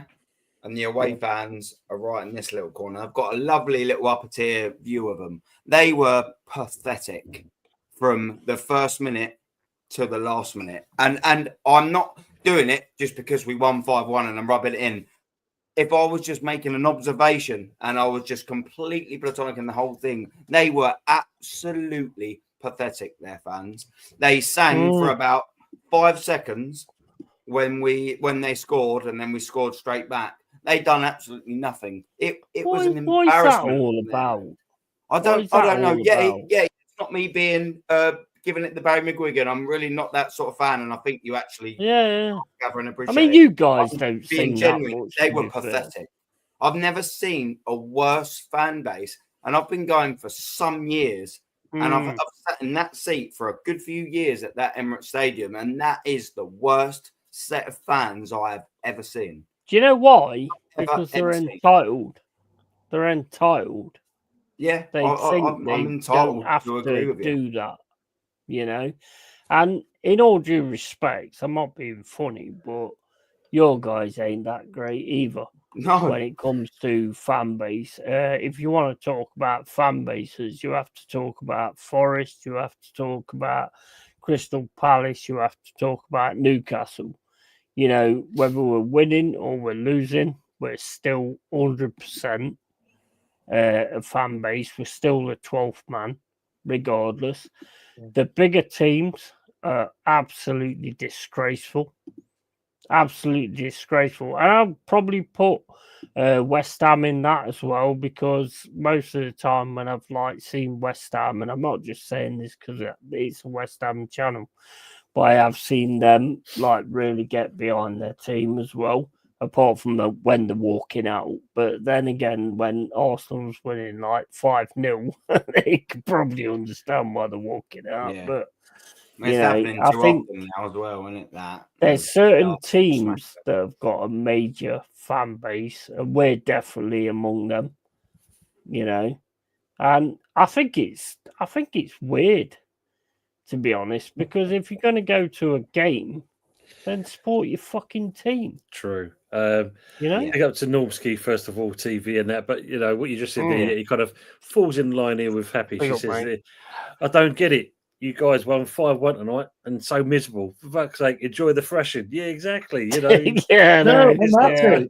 It's like it's all doom and gloom. What the hell? I'm happy. It was just a red card. Somebody brought up the red card situation, and that, and I miserable that time's bastards. gone.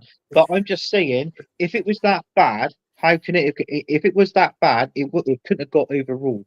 So it was overruled in one way.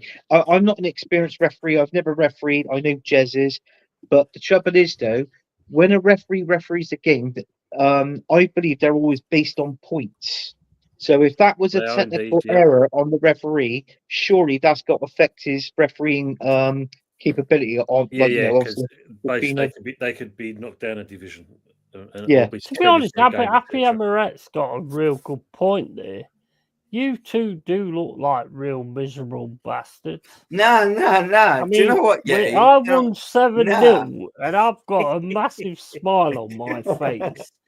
You I'm just happy. beat Manchester City, and you do look like miserable bastards. No. Yeah, take that hood down and chill the fuck out. Yeah. Right. Listen, to be fair, about 2 hours has gone by, and I'm absolutely buzzing. And it's not. We haven't really. when I came on, it weren't really sort of there or thereabouts. It. Listen, Yeah. I've waited a long, long bloody time to, and I've watched at I'm the with you, yeah. Emirates Put a so beer in many now. Arsenal Or- fixtures. I've watched so many Arsenal fixtures against against West Ham. Sorry, we smashed it up. Against Manchester City. Not all the time, you don't, mate. Don't go down that road. Yeah. Apologies. I've watched so many bloody games against Manchester City where we've got hiding after hiding. I've left the Emirates hiding after hiding. And I've left the Emirates where we've drew and we've got maybe we should have won and we've lost 2-1. Oh, there's a Jack, red card. Wow. And today we absolutely pummeled them. So I did leave with a bloody smile on my face. Go on. Yeah, I'm but buzzing. you need to keep I'm that absolutely smile buzzing. because you haven't had it on the street most of the time. Yeah. So to be fair, Happy Hammerette, Mate, I've had the smile on. I'm buzzing out my little fucking brain. There ain't too much going on up here. It rattles when I shake my head, but I tell you what, I'm fucking happy. Come on, you Gunners! Boom! Come on, you Gunners! It's not going to mean anything either. But come on. Exactly that. Look, Osman's asking, what is the letter of the law? What did he do? So obviously, it's the foot being up high for one.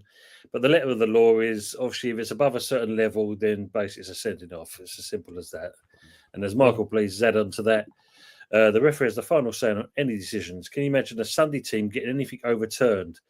The referee has to write a full description of all of the events, and this is the truth of it, And yes, I think Arsenal did appeal because it did come up on the news channels. So. They did appeal. Arsenal did appeal, and even it was obviously had to appeal. They've had to appeal in some kind of way because it would have been lifted. Yeah, so, and Happy's again. She's added on to that. I dislike Arsenal. I think most of us do, but even I can appreciate a great team performance. There you go. See exactly. When are you signing Iwami off of Forest team? 10:59. We're not. You are tomorrow. No, 10:59 tomorrow. Yeah. Could you do us a favour? Can you tell the West Ham fans not to blow too many bubbles? I don't want him to get an injury when he trips over. Yeah, slips on a bit of fucking old washed up liquid on the floor. Done. Thanks, Happy, for that as well. Especially like on the channel chat. Thank you very much as well. And it's obviously to the other guys as well. Needs to be Spurs. Nobody running around with tops off. Yeah, true.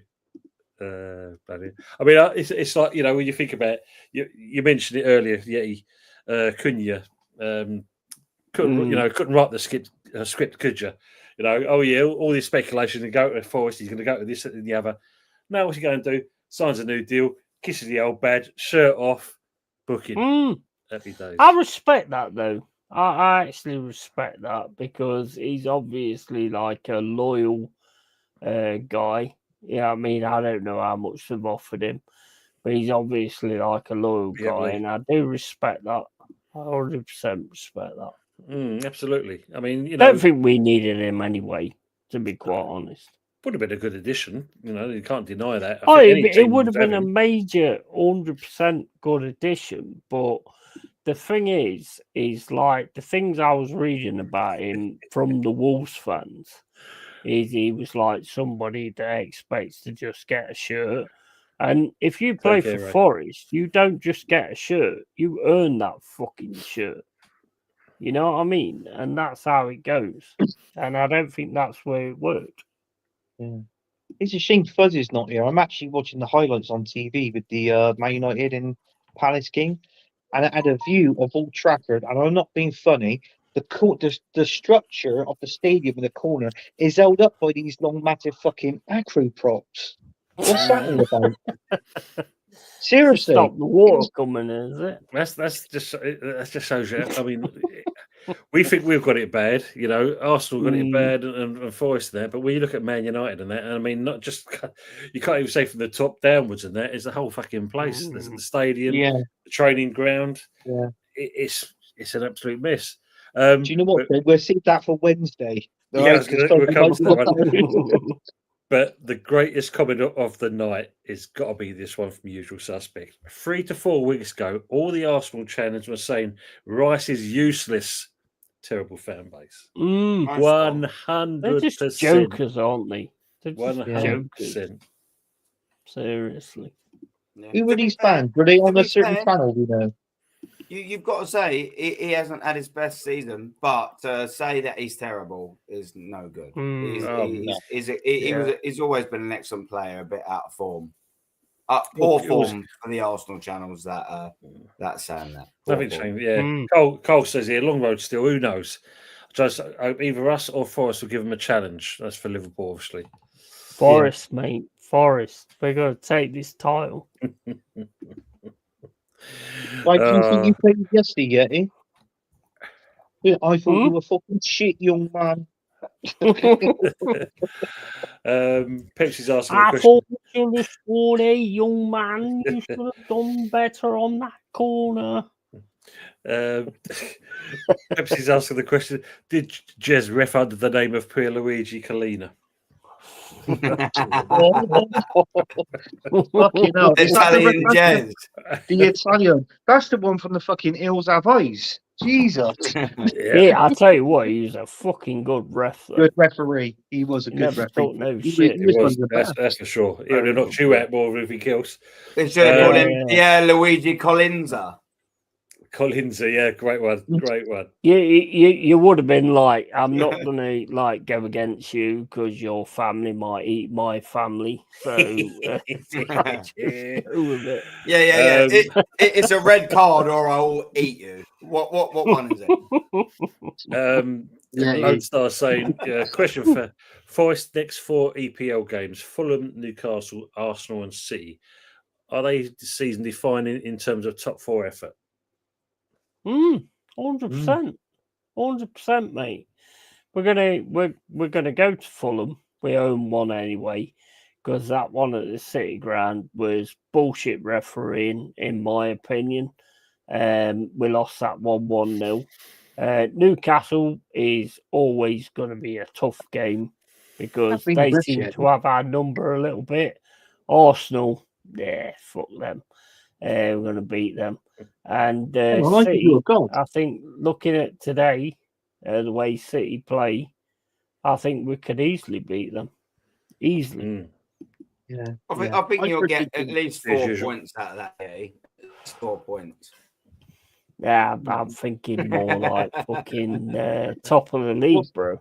What do you reckon? I reckon a draw against us. Definitely a draw. I do.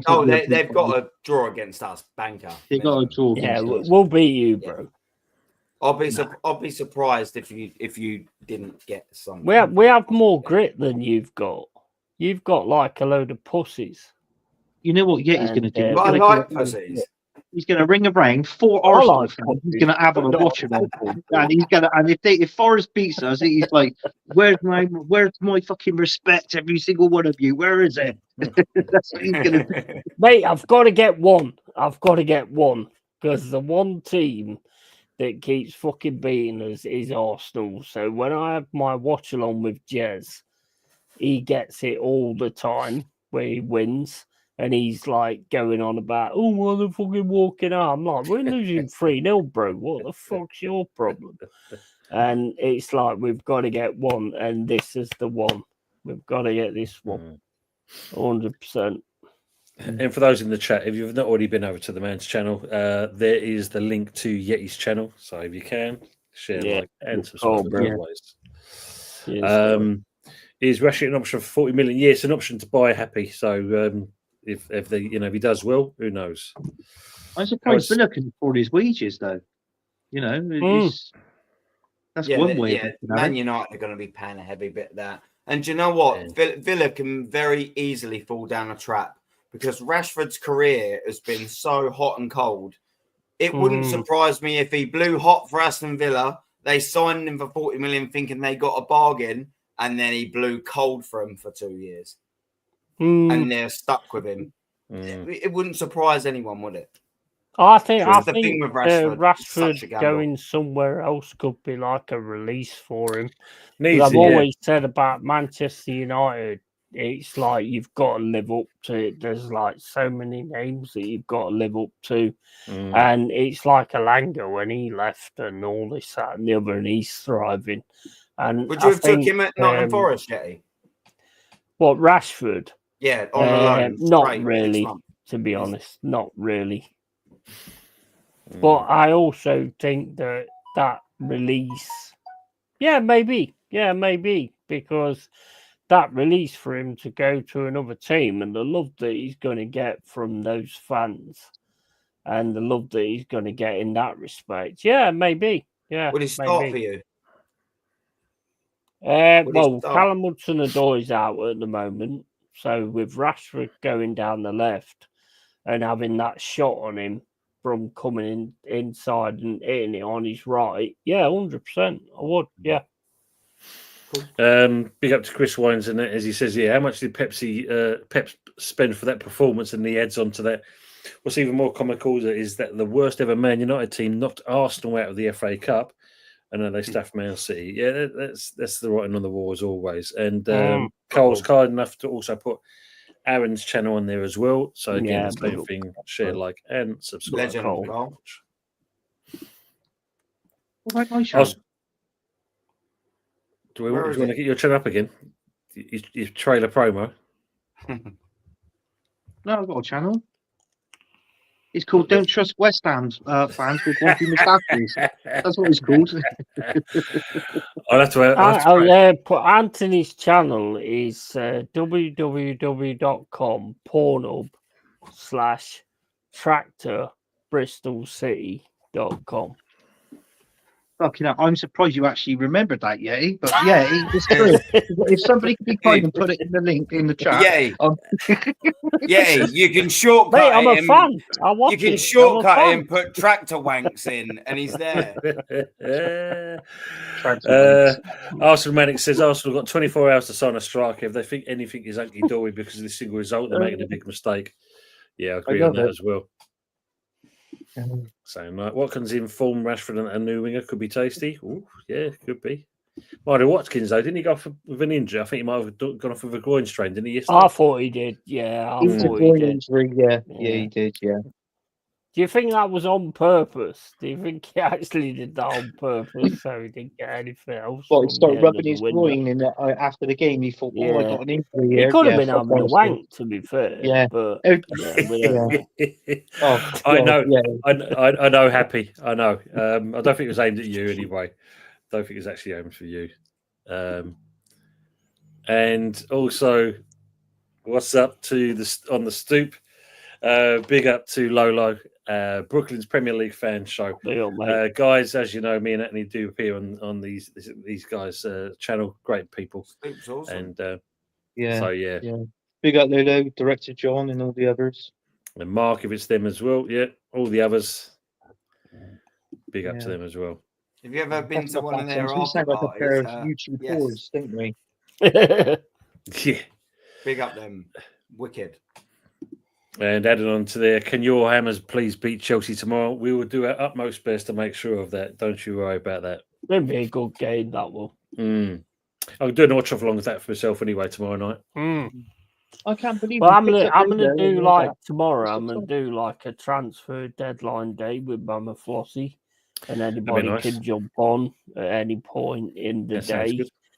And I'll start with Sky Sports because I don't think Talk Sports starts till like 7:30 or something with Jim White, and then we'll sort of move on to that. So it'll be an all-day thing tomorrow. Sounds good. Deadline day. Yeah, we're going to see Al Sullivan and Todd Bowley up in a bit of a chinwag, and if I give you this play, you can take that one and see him doing a deal before the end's out. West Ham signing 14 players tomorrow. Breaking news. Yeah, offloading Chelsea's 70 players have already got signed. We'll take 14 of them. Yeah, I think it's going to be a good one tomorrow. To be honest, deadline day. I love deadline day. I absolutely love it. As long as they get, we all know January's not exactly one for buying players, so it will be interesting. But when you think about the likes of Arsenal, especially West Ham, we do need a striker. So we do. Want to see something from that side. Well, I'm going to be. I'll tell you watching it one. I'll tomorrow. tell you one thing though, Tone. Right. You know what I love about that new stadium that you've got behind you? I love them two castles. That's the old place, mate. Is that your old ground? Is That's it? yeah, I Upton love Park. that. I Yeah, think that's that's Upton Park. awesome. Yeah, that's made out of fucking sand. Did you know that? Took us fucking ages to do that. I tell you It that did. now. They fall apart just as easy, didn't they? Yeah, Especially yeah. when we- I was just going to say that. I was just going to say that. Yeah. Oh, what's happened to Just Aaron? gonna say He's that. disappeared. Where's Aaron Yeah. gone? Oh, bloody hell. Oh, dear me. What's happened there? Oh, brilliant. Brilliant. Oh, hello, mate. These fat fingers. You've got to be careful pressing the wrong buttons. You know what I'm saying? Hello, is that Lawrence? Hello, Lawrence. Yeah, your son's on the show. Do you want to come on?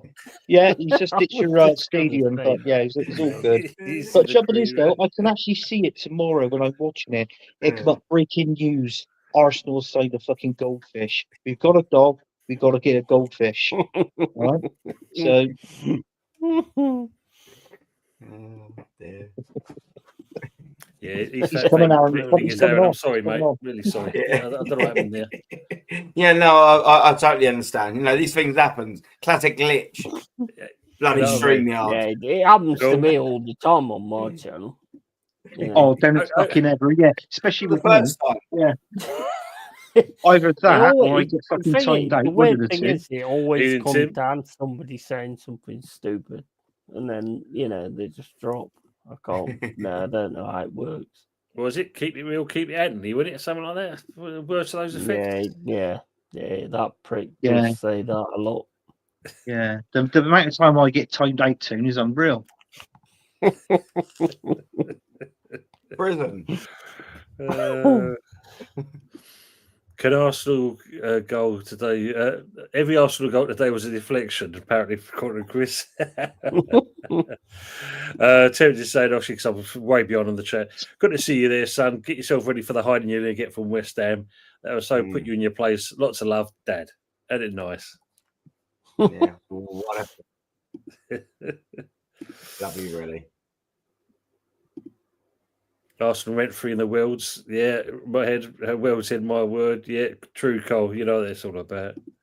Chris is saying, I'm curious how much Pep spent to play against this trophyless club today. Can't eat a cow. Yeah, that's obviously talking about Havertz. Can't eat a cow's ass for a bratwurst. Tony, why do you Hammers fan hate us? You ain't our competition. Brother-in-law Arsenal Manic. That's that delusion. That big old delusion as always. Oh well, Terry, yeah, I can understand that. I would if he was my brother-in-law as well. Do you know what I mean? Even Low Stars hit the like button today because of he has made him laugh. Good stuff. We're all the fools saying the deal was done for Cunha to Arsenal. Yeah, well, we saw this, didn't we? That's the PR system. That is, Mr. Tone. Yeah. Running as high as it could, almost as good as Watkins to Arsenal. Nearly as good. Not quite. There was actually a Watkins show. to Arsenal takes the biscuit, but the Cunha to Arsenal to get a 4.5-year deal. Yeah, you're using the Arsenal system. Good for him. Well done. Do you think that like Watkins would have been a good idea for 18 months? Yeah, yes. And then you're just stuck with a 31-year-old geezer that's losing pace and will never be as good as he would be, and then you're just stuck in the same fucking boat. Oh shit, we need another striker again. That costs 80 million. 18 months later. But it would have been better than what you've got, though. Of course, but it's got an expiry date. Yeah, you're absolutely right. But Arsenal going to be a club that goes, right, we're going to spend 60, 70 million on Watkins to close the gap for 18 months. And then in 18 months' time, we're going to spend 80 million on another striker. It's just not going to happen. Do you want a Wonyi? Fuck off. A Wonyi. A woman from Forest. No. Oh, no, you're right. Yeah. I mean, we want him as much as you want Eddie Nketiah back in the summer. There is some mate, breaking do you news for you, remember Arsenal that? people. Fucking hell. Apparently, Arteta has now transferred to Lidl from Aldi. The lemon's 11 pence cheaper for a bag of 4. There you go. What was that all True. about? The lemons. Oh, Wow. mate. Talking about last year, the London Stadium, our whole top tier was meant to be temporary and ripped down in 2016. Guess what? Still standing. Yeah. Better than I ever did. Yeah. Just say Forest bottle top 4 and finish 5th. Is it good enough? Ooh. What do you think on that one, yeah? Yeah, 100% it's good enough. Of You course mad? It's better than last I season. Isn't it? expected, That's like, from the start of the season, I said 12 for just breaking into the top 10. So 5th is mental good enough. Yeah. Can I just add on that? And for people that may or may not know, Evening, Lee. I don't know. The English coefficient at the minute and Opta stats predict the way England are doing in the current UEFA at the minute is a 98% chance that 5th place will be given to England for a Champions League spot. So, I mean, you're looking at that. That's Opta. That's not me pulling that stat out my rectum. I think stats Yeti, are do you for think you'll finish retards, sixth? to be honest. Do you think you'll finish 6th, Yeti? Or do I you reckon think you'll finish stats are higher? for retards who can't Mate. actually understand general things. What So I'm don't saying really is, take them where do you stats. think you'll finish? Do you reckon you'll finish at least 5th, Yeti? I think we'll finish 3rd or 2nd. Mate, fifth is Champions League this year. So, I mean, you're coasting it. 5th is Absolutely Champions League coasting this it. year. I think Forest are 5th finishing in is the top Champions 4. League this year. And you know what? What a great achievement that is. Forest finishing in the top 4. 100%. Good for Honestly. Forest. I'm Yeah. buzzing for Forest, mate. I think, mate, at the end of the day, I think we're going to finish 2nd. I think we're going to win the fucking league. You know, the way we're playing at the minute and the way things are going at the minute, you laugh. You Keep never know. laughing, I'm bro. not laughing. I You just won't be I laughing just say, when yeah, it fucking if happens. Forest wins the league, we're going to win the fucking Champions League. All right, so that's what I'm going to say. Yeah, now I'll laugh. That's I shake my head because I don't think Forest will win the league just as much as I don't think Arsenal will win the league. I think Liverpool will win the league. I think we're on a lot of better form than a lot of teams that's up there at the minute. Look, Do you know? Aaron, if we don't win the league, guess what? I reckon the enjoyment that I'm getting out of it is a team like Forest being up there in the top 4, right?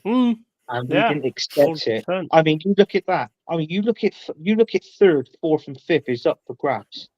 Villa, Newcastle, Bournemouth. Do you know what I mean? So this has made it more of an interesting season this season. It only takes one team to gradually dip in form.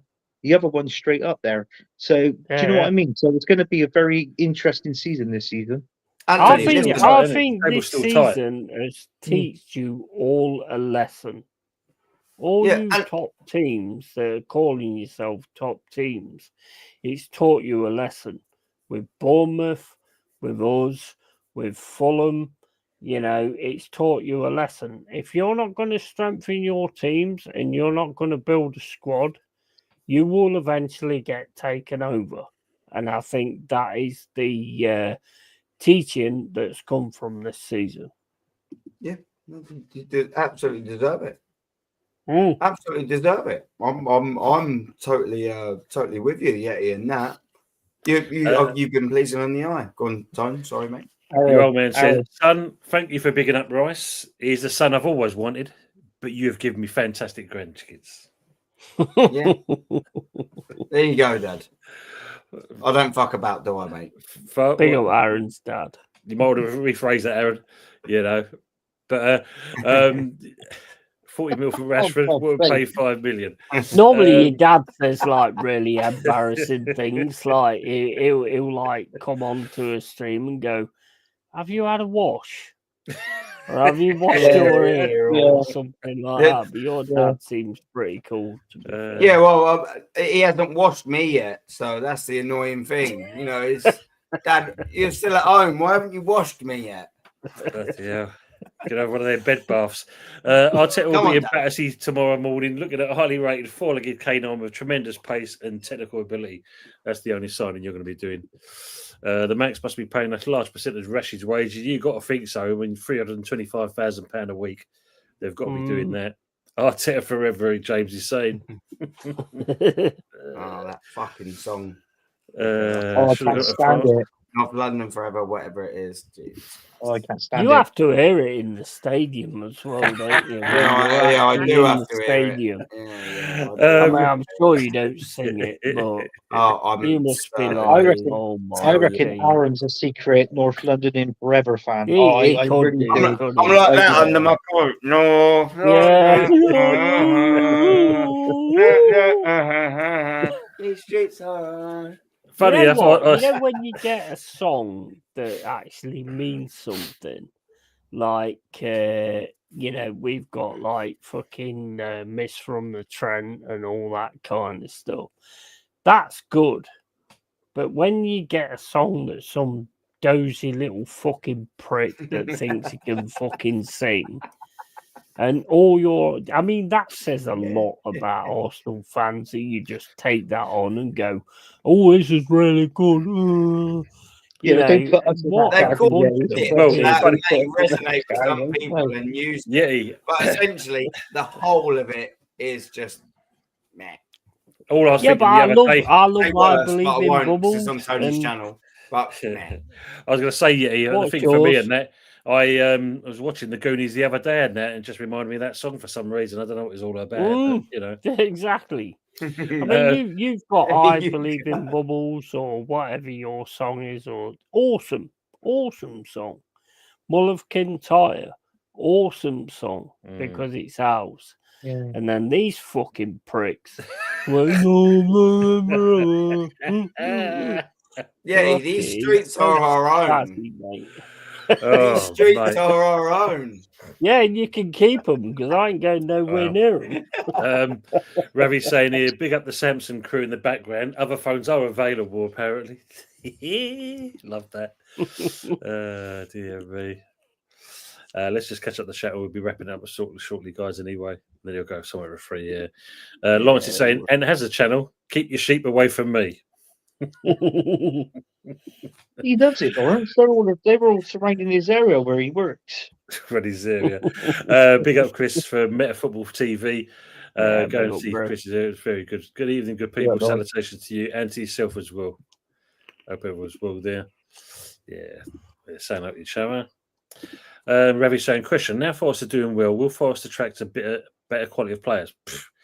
I think that goes with the territory, Ravi. I think we've already got a better quality of players. I think we've got more now. Quality. Murillo. Sorry, but I was just seeing this one here, just on the Jamie O'Hara. As always, when Jamie O'Hara speaks, it's always truthful. O'Hara says Forest were going to be relegation fodder this season. Yeah. That's because he's a fucking retard. Yeah, that's because every sentence he makes is followed by he's an absolute moron. Yeah, he's a Spurs fan, so what the fuck? Why would anybody take it? Shall we say no more yet? Interesting. On the stoop saying Ben Chilwell's going to Palace. Wow. Bloody hell. Your stadium looks like Minecraft. The bowling, yeah. See that Palace got the money for OEC still when he sold in. I mean, that was quite a bit of money, wasn't it? So they've obviously got some money they're going to bring there at the club. Fresher saying here, breaking news, we've just signed 21-year-old Bristol City striker Drew Peacock. Back in this set. Fuck's sake.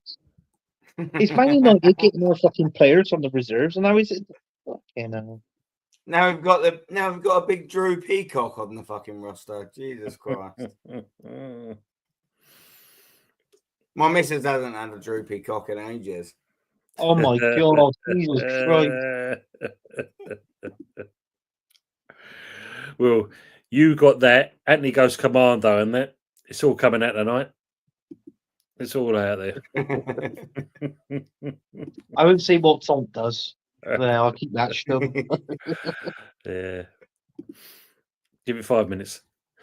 Colin, take care, you lovely gentlemen. Got to go. Been a great show and great listening. As always, take care, Tony and the Yeti. Aaron, God bless you all. Colin, God bless you as well, mate. Yeah, Colin. AFC Arsenal saying, if Arsenal are to win the league title, I want us to deserve it, not by getting letting other teams that will help us win. Like the Mummy Flossie looks like Burks from Prisoner Cell Block H. That is me fucked in. Eh? What? No idea what that was all about. But... He's usually sound.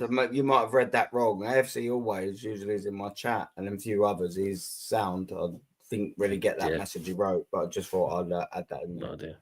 Daz, big up to yourself as well, mate.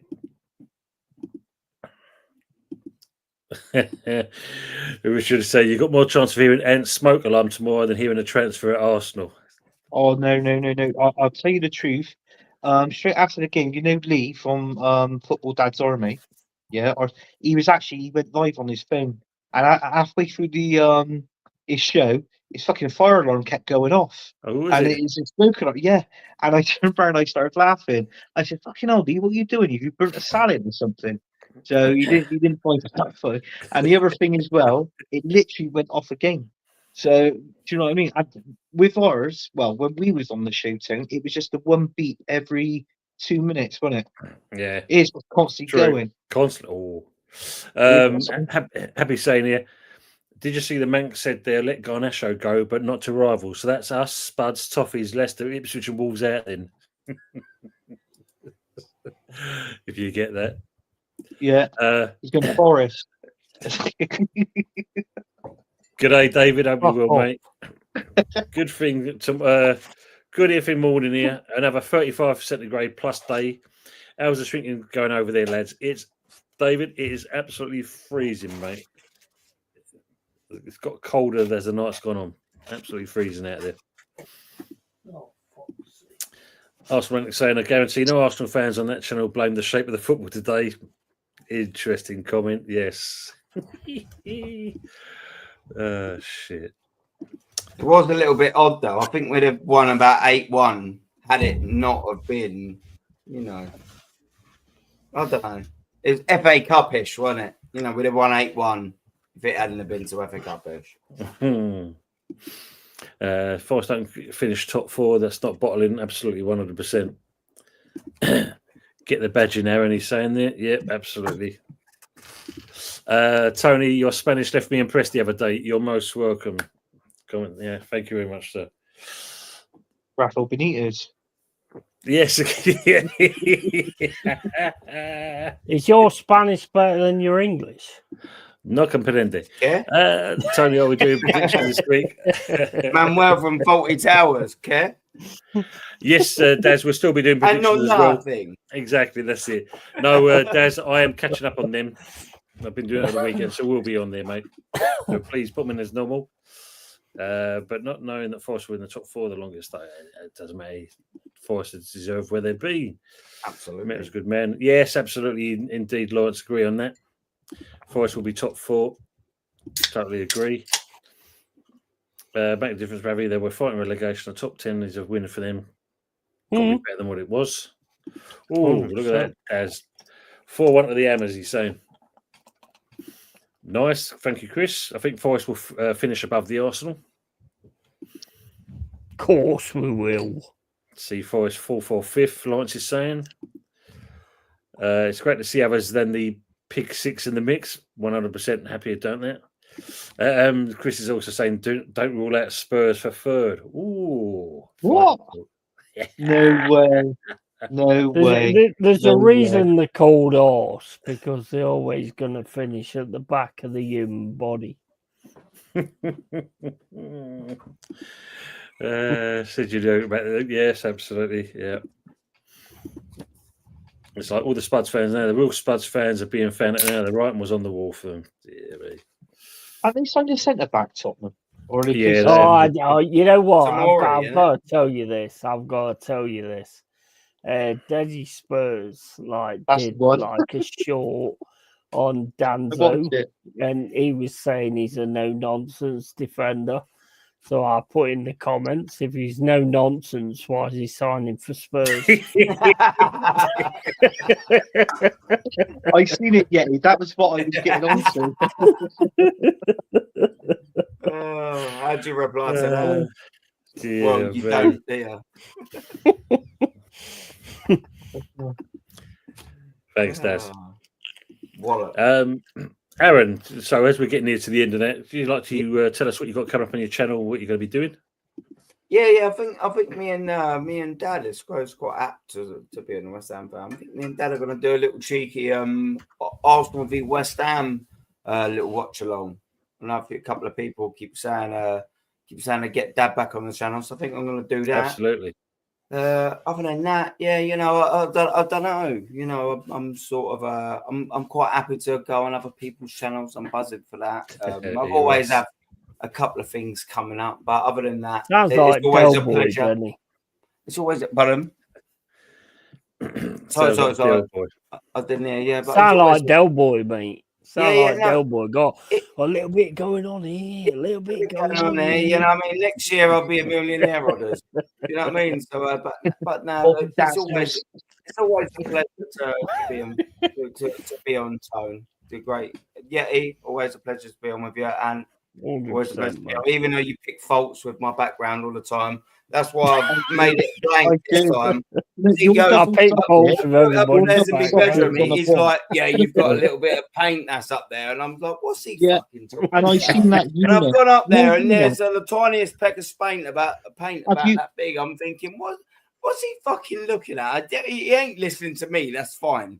But I mean, he's looking in the background. He's thinking, fucking, bro, you ain't special. I'm that uninterested. Everybody. He's looking at the background. Everybody. Thank you very much, Anthony. I know I'm not exceptional box office TV, but thanks for making me that boring. You're looking in the background. That double socket next to you is not level. Yeah, well, it is. It's yeah, just, yeah. And I think if you grab it like that, I reckon it'll move as well, that double socket. So it's fun. It's fun, isn't it? It's fun. No. I'm not going to touch it. It's level.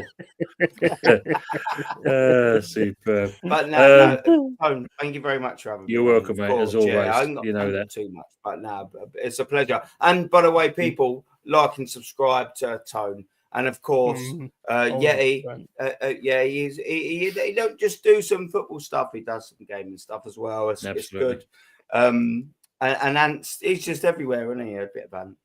And for me, it's a pleasure to be on here. So I'm always. He's like that shit stain you can't get rid of. Any Ant. Yeah. Well, when you keep wiping, and you think, "Fuck me, I thought that curry went," and you just think, "Jesus Christ, there's still that smear." I used to see the same about Tom. I used to see the same about Tom. There used to be that fart underneath the duvet you couldn't get rid of.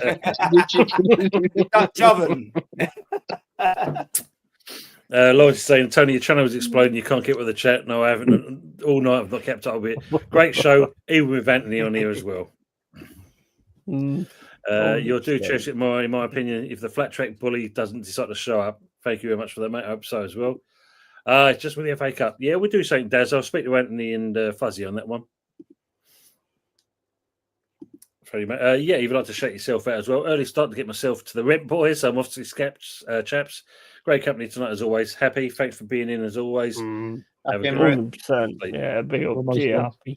Some great comments from us today as well. Be up to you. He's good. Yeah, what you got coming up, mate?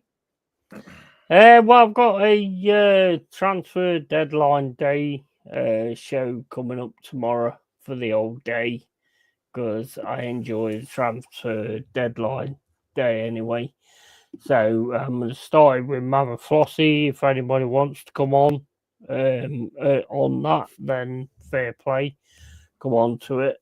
And thanks for having me on anyway, Tone. Yeah, you're doing welcome, absolute bits on this YouTube. Big up respect to you. Thank you, sir. And same to Aaron. Same to that little fucking Anthony that just sort of like stays around and just bums off everybody. You know, oh, you have to let it linger. Well, there's Aaron's channel. there's Yeti's channel, and also there's Anthony's channel. Tractors. Oh, so thank you, Mama. See, sort of respect. At least she knows my channel. Thank you. If anybody can click like and subscribe to my channel, that'd be brilliant. So just said, I'll keep these viewing figures and remind my son to sit on a pillow so people can see him. my channel is Long Age Yeti's Cave, and it's totally like say whatever you want. I don't give a flying fuck, to be quite honest. As long as you're respectful to me and the guests and all that kind of thing, then you're all good. And absolutely buzzing with what Forest are doing at the minute. You know, these like miserable Arsenal fans, you know, they have no smiles on their faces because they're weird. But yeah, Long Age Yeti's Cave. Thank you, everyone. Big up to everyone and take it easy. Cheers. Thank you, mate. Thank you. You're most welcome in there. And people in the chat still with us. Thanks for hanging around. Yes, tomorrow I'll be doing a watch along, starting around about 7:45. I'll be starting for that. And then, of course, then on Wednesday, you'll see me, Anthony, and Fuzzy back for the good, the bad, and the ugly. And on Thursday, it'll be me and Budgie with the West Ham review. And yeah, I mean, obviously for Monday, we'll probably hang around, just see what kind of transfer business is going on. We'll soon see. But other than that, as Mama says there, thanks, lads. It's been a great stream. Thank you, Mama, for being with us as always. Awesome, Mama. And thanks, chat. Big up to you all. Big up, Tone. Big like up to and yourselves, subscribe guys. to Tone. Don't forget, like and subscribe to this bloody stream. 100%. 100%. Let's not forget that. Cool. This is a great it's a great Sunday evening show. It's one of my favourites. Arsenal fan, whatever fan. Totally. It's a great stream. Yeah. Like sub. Don't be a mug. Yeah, in all fairness, you can see me on football. Right, I can't start again. Channel, yeah, that one. Yeah, oh, nice. It bombs around everywhere. You can see me on Early Doors Football TV, where we do the good, the bad, the ugly show on Wednesday. We got this show, the Sunday Night Takeaway. Also, I go on a show on Thursday, which is the Arsenal Alliance. Tomorrow, we're going to be doing the last 2 or 3 hours of the transfer window. And also, I just want to say, big up to people in the chat. You've been absolutely brilliant. Make sure you subscribe and like to everybody's channel here on the panel. And Stone, this has been a brilliant show tonight. I don't know if we've killed the Sunday Night Takeaway or we've just increased it. It's one of the two. And last but not least, I just want to say to everybody, keep it real, keep it Anthony. Yeah, keep it real, right. Keep it this is the I thing, like right? that. Yeah, Anthony, I like Anthony that. is like the shit on your arse. I just rated it. I've got a lot of stuff racking around here. On your own, isn't it? Yeah. Do you know what I mean? Keep it real, keep it Anthony. I'll tell you what, that's a thing. That's a thing. People in the chat. People in the chat. I'll see you tomorrow. These three are going to still be arguing on that. And we'll be saying good night. Takes that. Nobody takes that. Yeah.